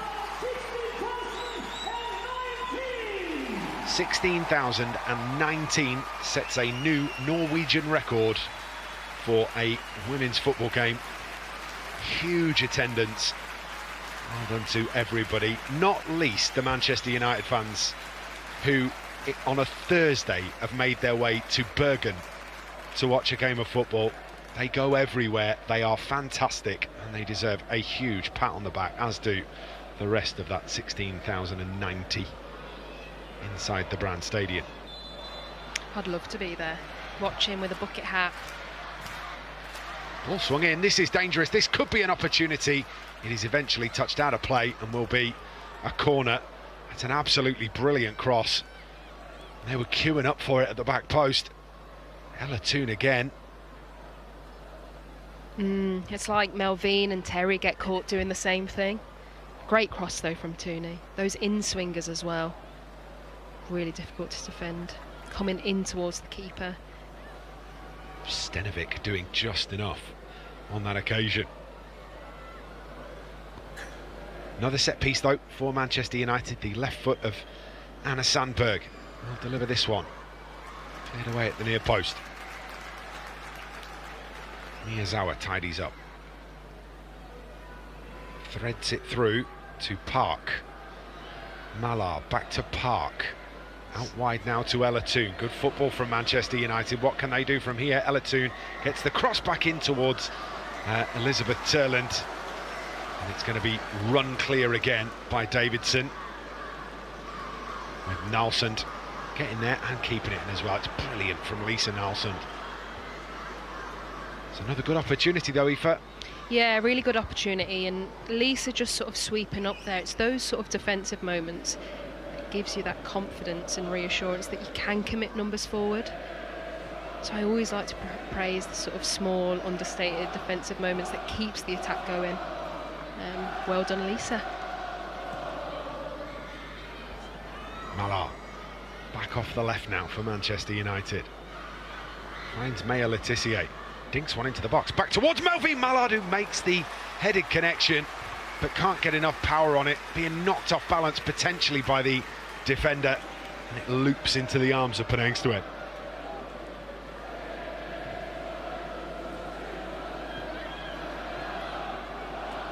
It comes to Dominique Janssen. Every ball into the box at the minute looks more and more dangerous, Aoife. Yeah, and Brann seemed to be sitting deeper and deeper. You look how high up the pitch Maya was, bearing in mind she's a centre back, and she put that ball into the box. Ella Toon Again, there's a lot of time to make the decision on what she's doing with it. Comes back to Maya Letitia, who's beckoning Dominique Janssen forward. Janssen is going to get herself up to the edge of the penalty area. And then Davidson takes it from Sandberg. It's a good tackle from Anna Sandberg.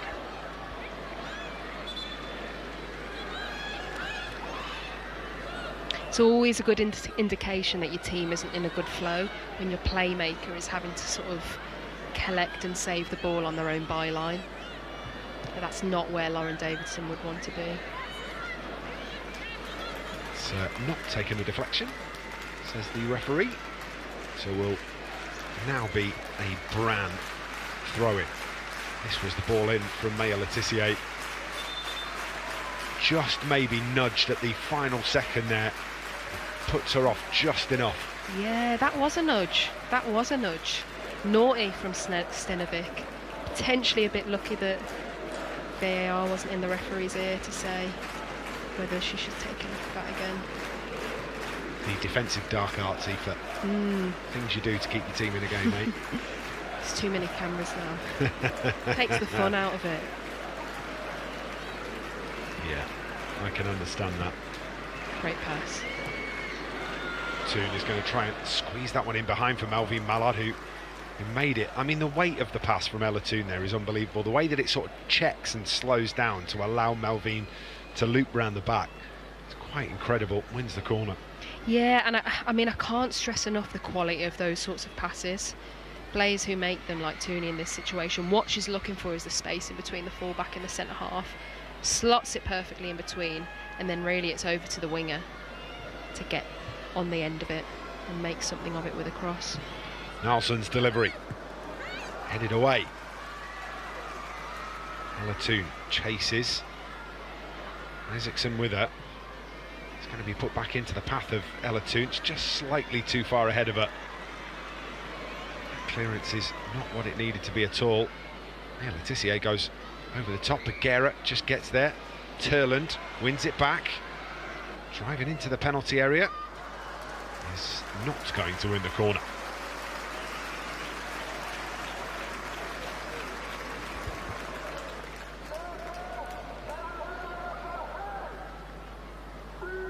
Turning the screw, Manchester United, just unable to find the breakthrough just yet.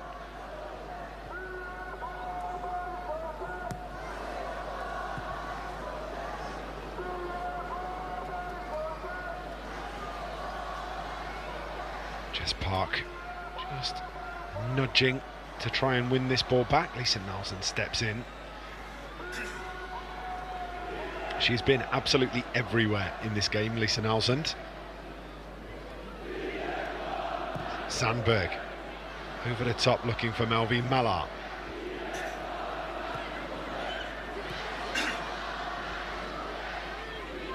Brann with possession again. It's a difficult position, this, isn't it, for Manchester United's bench, because you're not in a bad position knowing that the game is over two legs. You know that it's got to come back to Manchester in a week's time. But do you want to turn the screw even further and potentially bring a win back? And if you do that, are you taking too many chances? I think you need to make the most of your chances. I think that United will be wanting this win, and I think they will commit players and bring on substitutes that will try the best to make the most of that. I think you can afford to be as aggressive as the other team are being conservative. So if Brann is sitting in, then actually you can afford to get your attacking players on the pitch. Because even on a turnover, they've got to dribble up or make passes up the whole pitch. And for me, in the last 5-10 minutes, it doesn't really look like Brann are going that direct. They're not asking massive questions of United's defenders 1v1. I think that's disappointing. I want to see a little bit more variety and flexibility from Brann's style to really ask questions. They've dropped even deeper from that mid-block that we saw in the first 45 minutes. They've dropped off another few yards, and it feels a little bit like the Alamo at the minute. Manchester United, one-way traffic. It feels a little bit like shut up shop. It feels like potentially they were told at half-time, do not concede, rather than go and create and score. Nothing wrong with that. And actually, trying to play against a team that are defending like that can be really frustrating and more hard to score against. I believe the colloquialism is park the bus. I'm going to try and get forward here though. Gaupset, great pass. Powerful running. Sets her going. Jade Riviere is now going to have to marshal Isaacson from that Brann left-hand side. Here comes the cross, looping in. Alan Tullis-Joyce gets there and takes out Anna Sandberg in the process, which is exactly the right thing to do. I know it's not very nice for Anna Sandberg, who is on the receiving end, but Helen Tullis-Joyce only has eyes for the ball. She has to make that grab, and she does so. Yeah, safe hands at the back with foul. Nice bit of play from Brann. Good to see Latolo, the Brann left back, a little bit higher up the pitch. Now going to have a change for Brann, I think. It's going to be Bagheera who makes way, going to be replaced by Brenna Lavera, the American, who normally plays as a striker. So maybe another slight reshuffle here for Leif Smeru.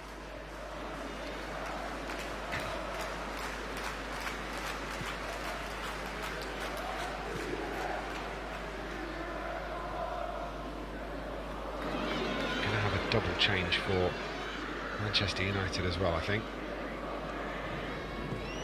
Maybe not at the same time, but the word is that Millie Turner and Celine Bizet are both being readied.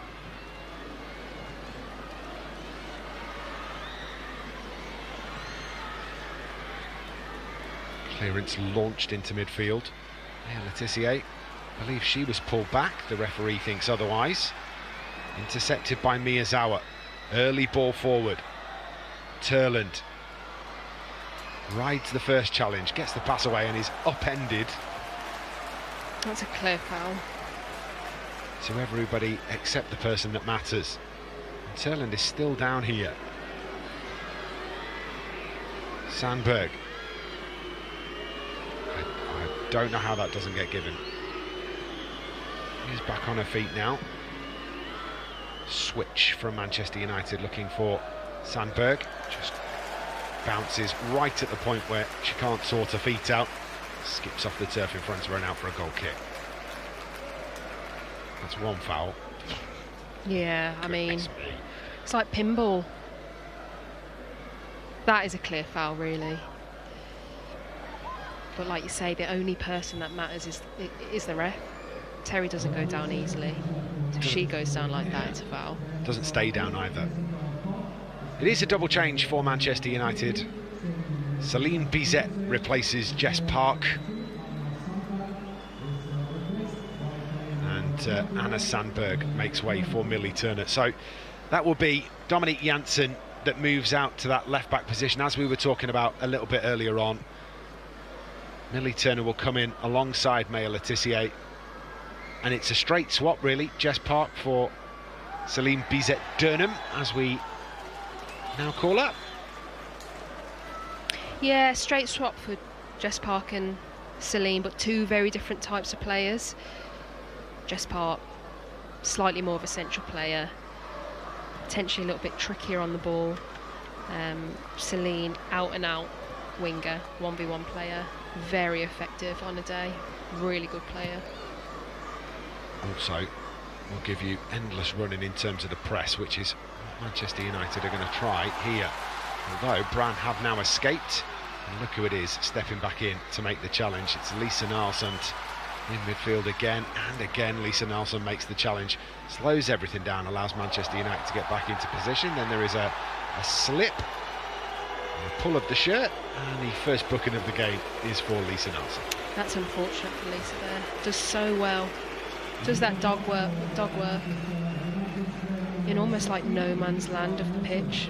Takes one for the team. Now may have to be a little bit more careful with some of the contacts that she makes though.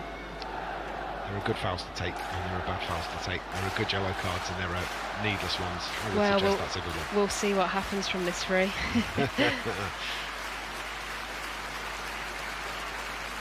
United fans watching on. Themselves to Norway on a Thursday night. Fair play to all of them. Ball is into the box. It's a dangerous one. It's in the back of the net.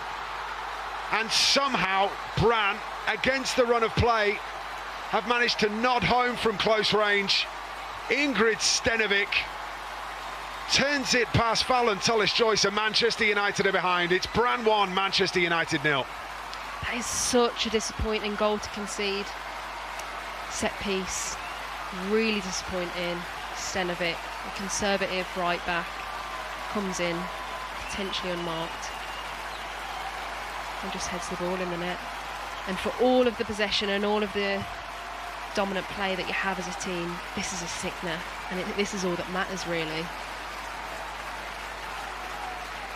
Just runs off the back of Millie Turner, finds herself in some space and then beats Elizabeth Turland in the air to nod home.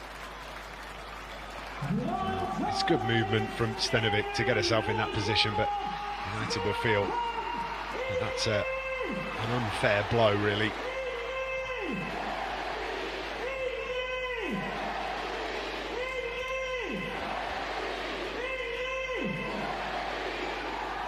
Stadium announcer is having a nice time celebrating Ingrid Stenevik's goal.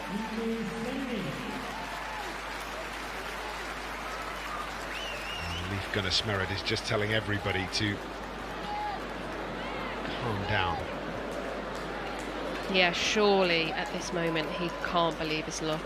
His team, who have barely created anything, convert from a really plucky set piece. And now it's over to United to turn up the intensity and make the most of all of the possession that they've had. Lisa Nalsund makes way for Giulia Zighiotti. Olma onto the field and has been brilliant in the opening stages of the season. Really creative, really good partnership struck up with Hinata Miyazawa. And now United could do with her creativity. Brilliant player to be able to bring off the bench. Obviously came from Bayern Munich in the summer. We played against her in the World Sevens tournament. She was brilliant. Seems to have settled in really well. That looked like great fun, by the way, that World Sevens tournament. Followed along on the Manchester United website and app, and everybody looked to be having a very nice time. I think it might have been the most fun I've ever had in my career. Really? Yeah, it was that good? Honestly, it was so fun. My body was in bits after it. After a full season as well. I went straight onto international camp and felt broken. Oh. It was worth it. So good ball forward, just a bit too much on it for Bizet Durnham to latch onto the end of.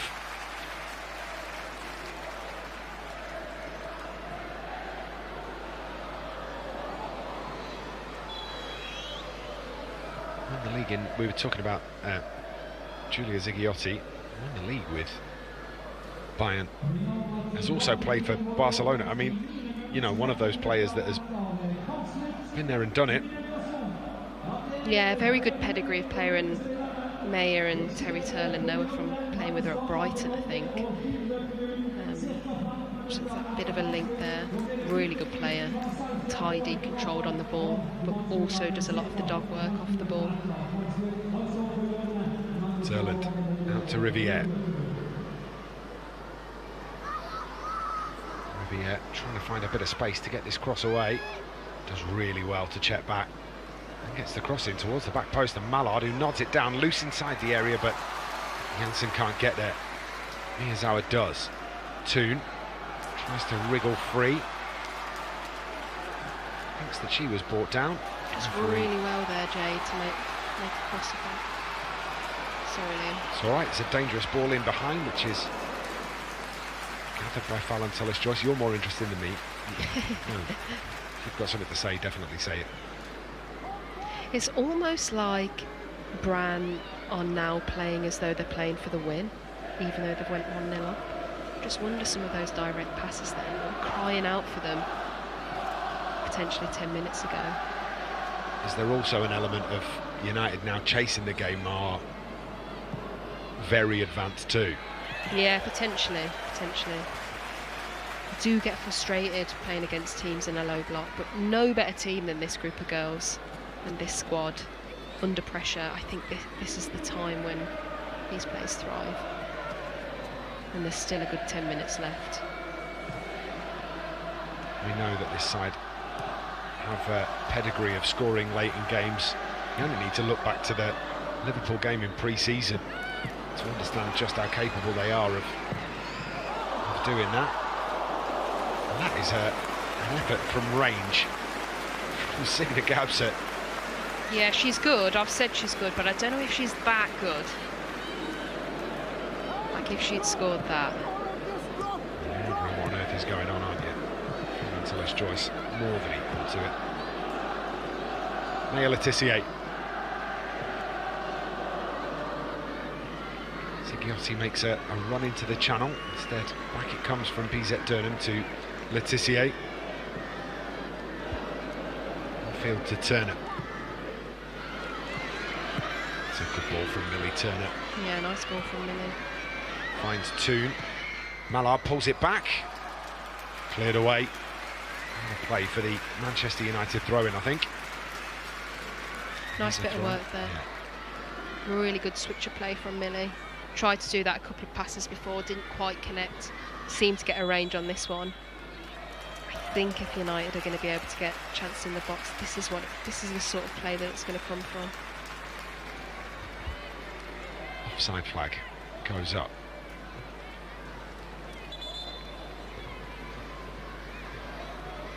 Toon coming back from an offside position, I think, is what that is for. Can't, of course, have been offside from the throw-in. And Engstein's going to launch this one downfield.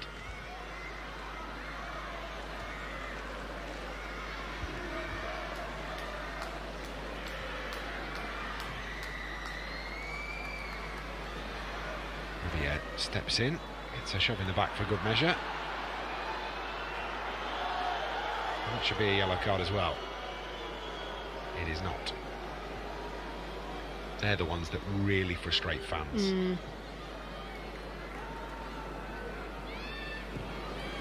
Forget that Millie Turner played a lot of her career as a midfielder. Sometimes you see just how well she does as centre half. Hang on a second, Ella Toon in the area, gets a shot away, somehow is deflected wide.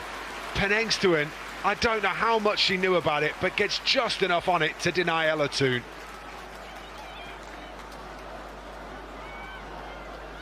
Really good little bit of link-up play there with Melvine and Tooney. She gets so unlucky. Good save. Keeper gets fingertips to it, goes behind for another corner. Penengstuen has been outstanding in between the sticks for Brann. Has, on occasion, got a little fortunate too. On that occasion, an excellent save. Giulia Zigiotti. Swung in under the bar, turned back towards goal, bouncing around in the box. Just needs somebody to apply a finishing touch, eventually sent out towards the corner flag. Toon tries to take a touch before getting the cross in. It's quickly closed down. Miyazawa. Up in the air again. Zigiotti. Not sure if that's a foul. Not sure. Me neither. Got to be allowed to challenge for that on the edge of the penalty area. Pushed away. Very interesting parry. Like she parries it right into the centre of the goal. I know that our old United goalkeeping coach Wilco is watching tonight, and I wonder what he would have made of this. What advice he would have given to the goalkeeper there. don't parry it into everybody else. Yeah, might have been Wilco's advice. maybe. Shout out Wilco. Definitely, what a dude.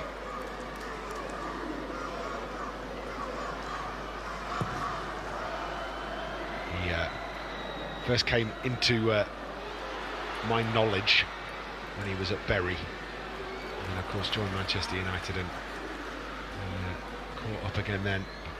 Always a decent fella and off doing new things now, so good luck to him. To guileless ball forward really, gives the possession back to Manchester United.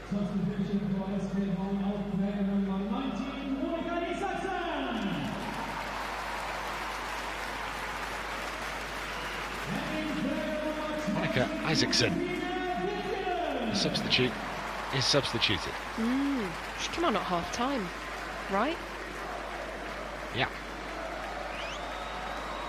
Birkeland, that is a defensive change, to be fair. That is a forward player who has been taken off for an extra defender. The low block gets lower or more blocky, depending on which way you want to phrase it. Yeah, you can definitely see there's a lot less space in this half between Brann's back line and their midfield line. I mean, to be fair to them, they're really denying United those central spaces. And they've gone to a back five to a flat back five.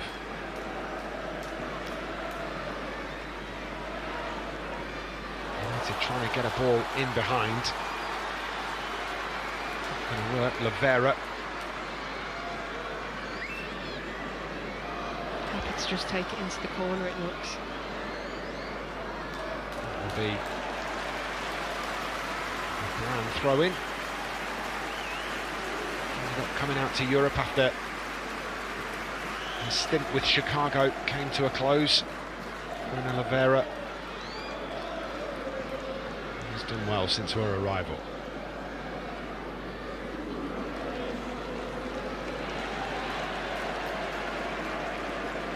She was at Glasgow last season. Turned down the new contract.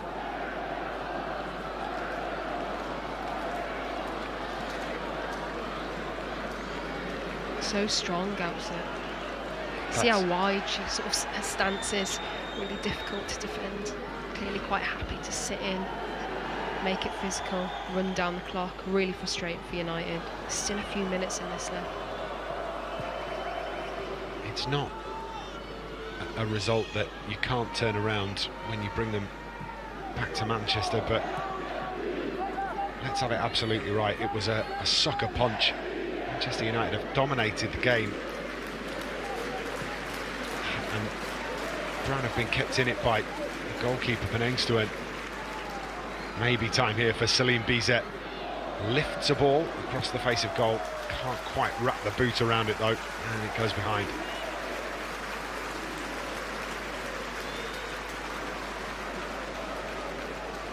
Look at United's shape when they go forward. There's not really a lot more that they can do in terms of committing players forward. It's almost like a back two.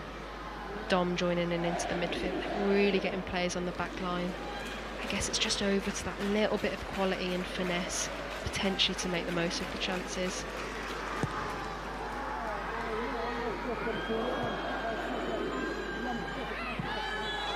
It's a foul, and has been given as such.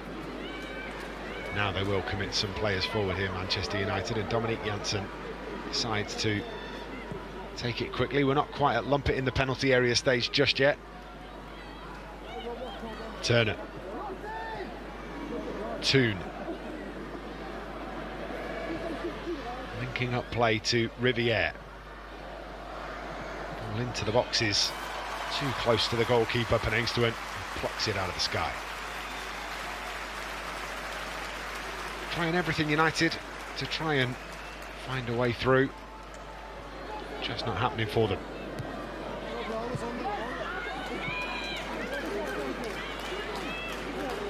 I wonder if there's 2 or 3 more chances in this game yet. Come on, United. Certainly one big one, I think. It's normally how it works out as we get into stoppage time. Nice feet, Dom. Even a draw feels like an unfair result in terms of United. Just 3 minutes of time added on at the end of the game.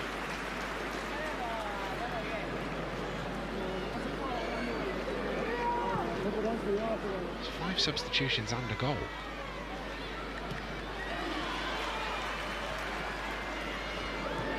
What was it, 30 seconds for a goal? 30 seconds for a sub and a minute for a goal, I think.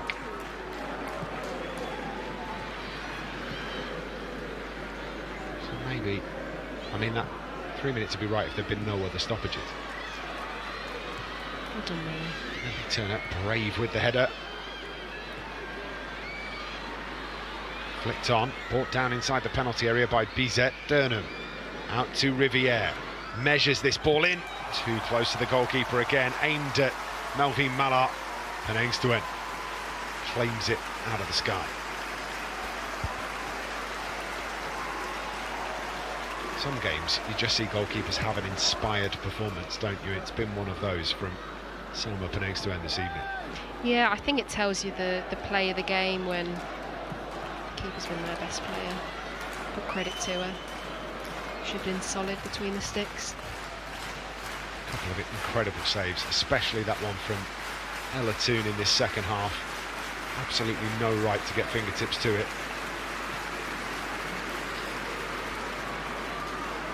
Just an ever so slightly heavy touch from Bizet Durnham means that she's given herself a bit of extra work to do, but she gets through that work pretty well.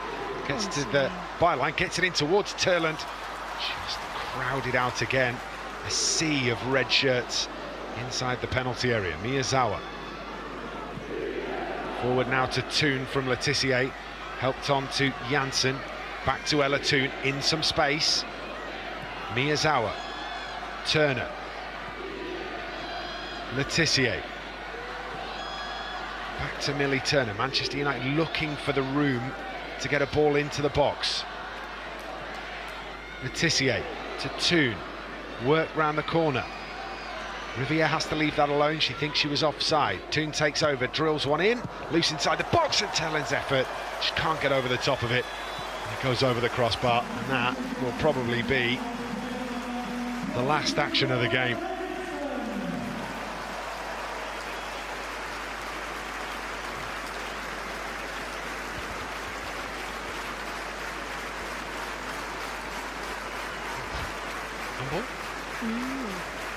There's been a couple of those in this game as well. Haven't gone United's way.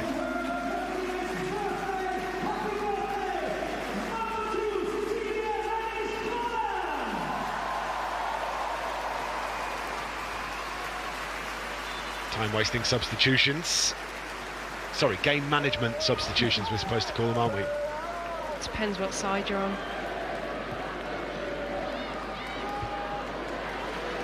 Here come Brann again. Riviere is going to get there first. Played against the legs of the defender. Out of play. Referee whistle in the mouth, and that will be the end of that. And sometimes you don't get what you deserve in football. A sucker punch in the second half from Ingrid Stenevik, the difference between the two sides.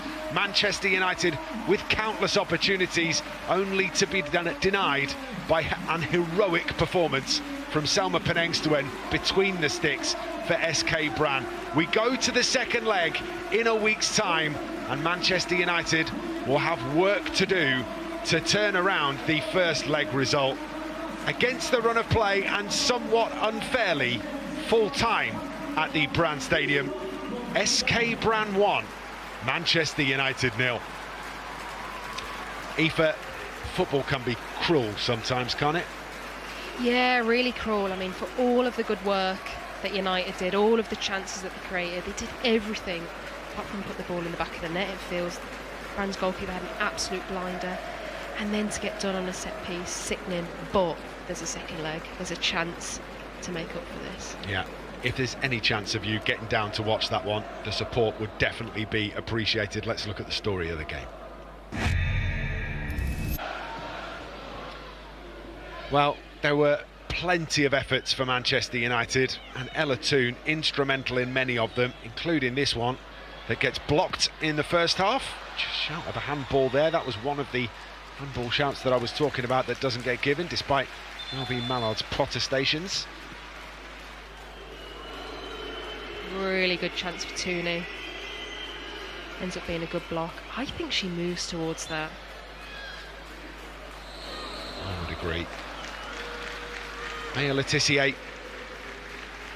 meets this one from Anna Sandberg. Just wide of the mark. Good delivery, fast and flat. Maya's outside the frame of the post, always asking a lot. Doesn't quite get the connection on it. Being forced out there, I think, by plenty of Brann players. Ella Toon in the thick of the action all the way through this one. Has another attempt here, and it's the first of several brilliant stops from Selma Penengstuen. Good save from the keeper. Really good save. Really nice link up between Jess Park and Tooney in the first half. This touch from Jess Park is brilliant. Ella Toon gets really unlucky that that doesn't nestle in the bottom corner. Does everything right.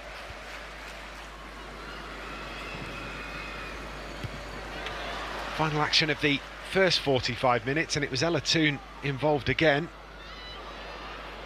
Lovely back heel, and almost hits it too well. Thanks to him with another fine stop. What a pass this is from Anna. Brilliant back heel. So unlucky. Good save again.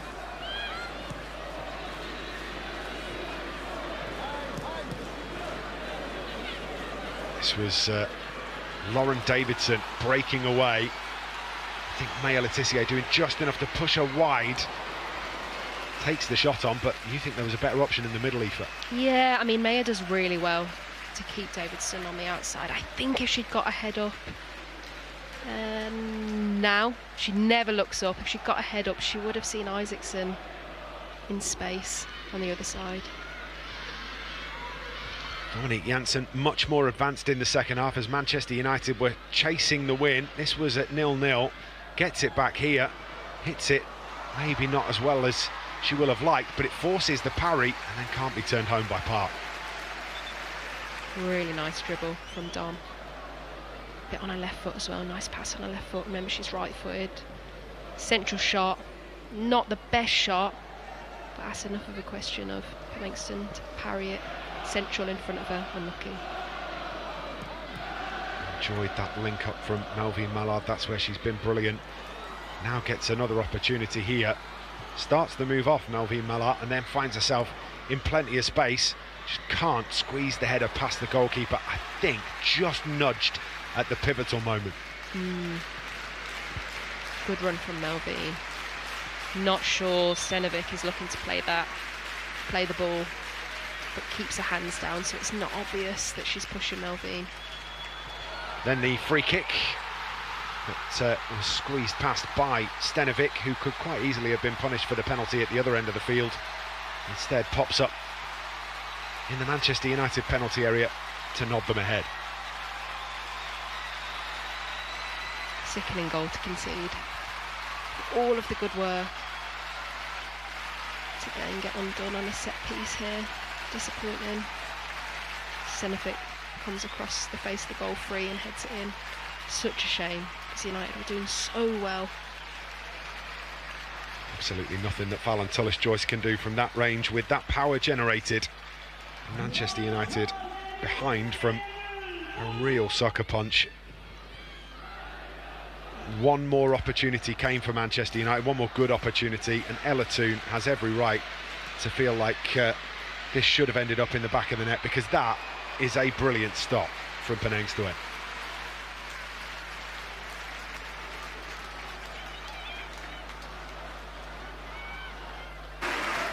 I mean, Ella Toon must be wondering what she's got to do to get the ball in the back of the net, Aoife. Yeah, she's done so well today, created so many chances for herself, and it feels like she did everything apart from get the ball in the goal. Credit to the Brann keeper, did so well. Disappointing. Yeah, denied by that goalkeeper. So, a week's time, Manchester United back in action. Got a game in the WSL in the middle of that against London City Lionesses, which we will keep you abreast of here on MUTV. But into next week to try and turn around a 1-0 deficit to SK Brann. Full time at the Brann Stadium. Manchester United have lost to SK Brann by 1-0.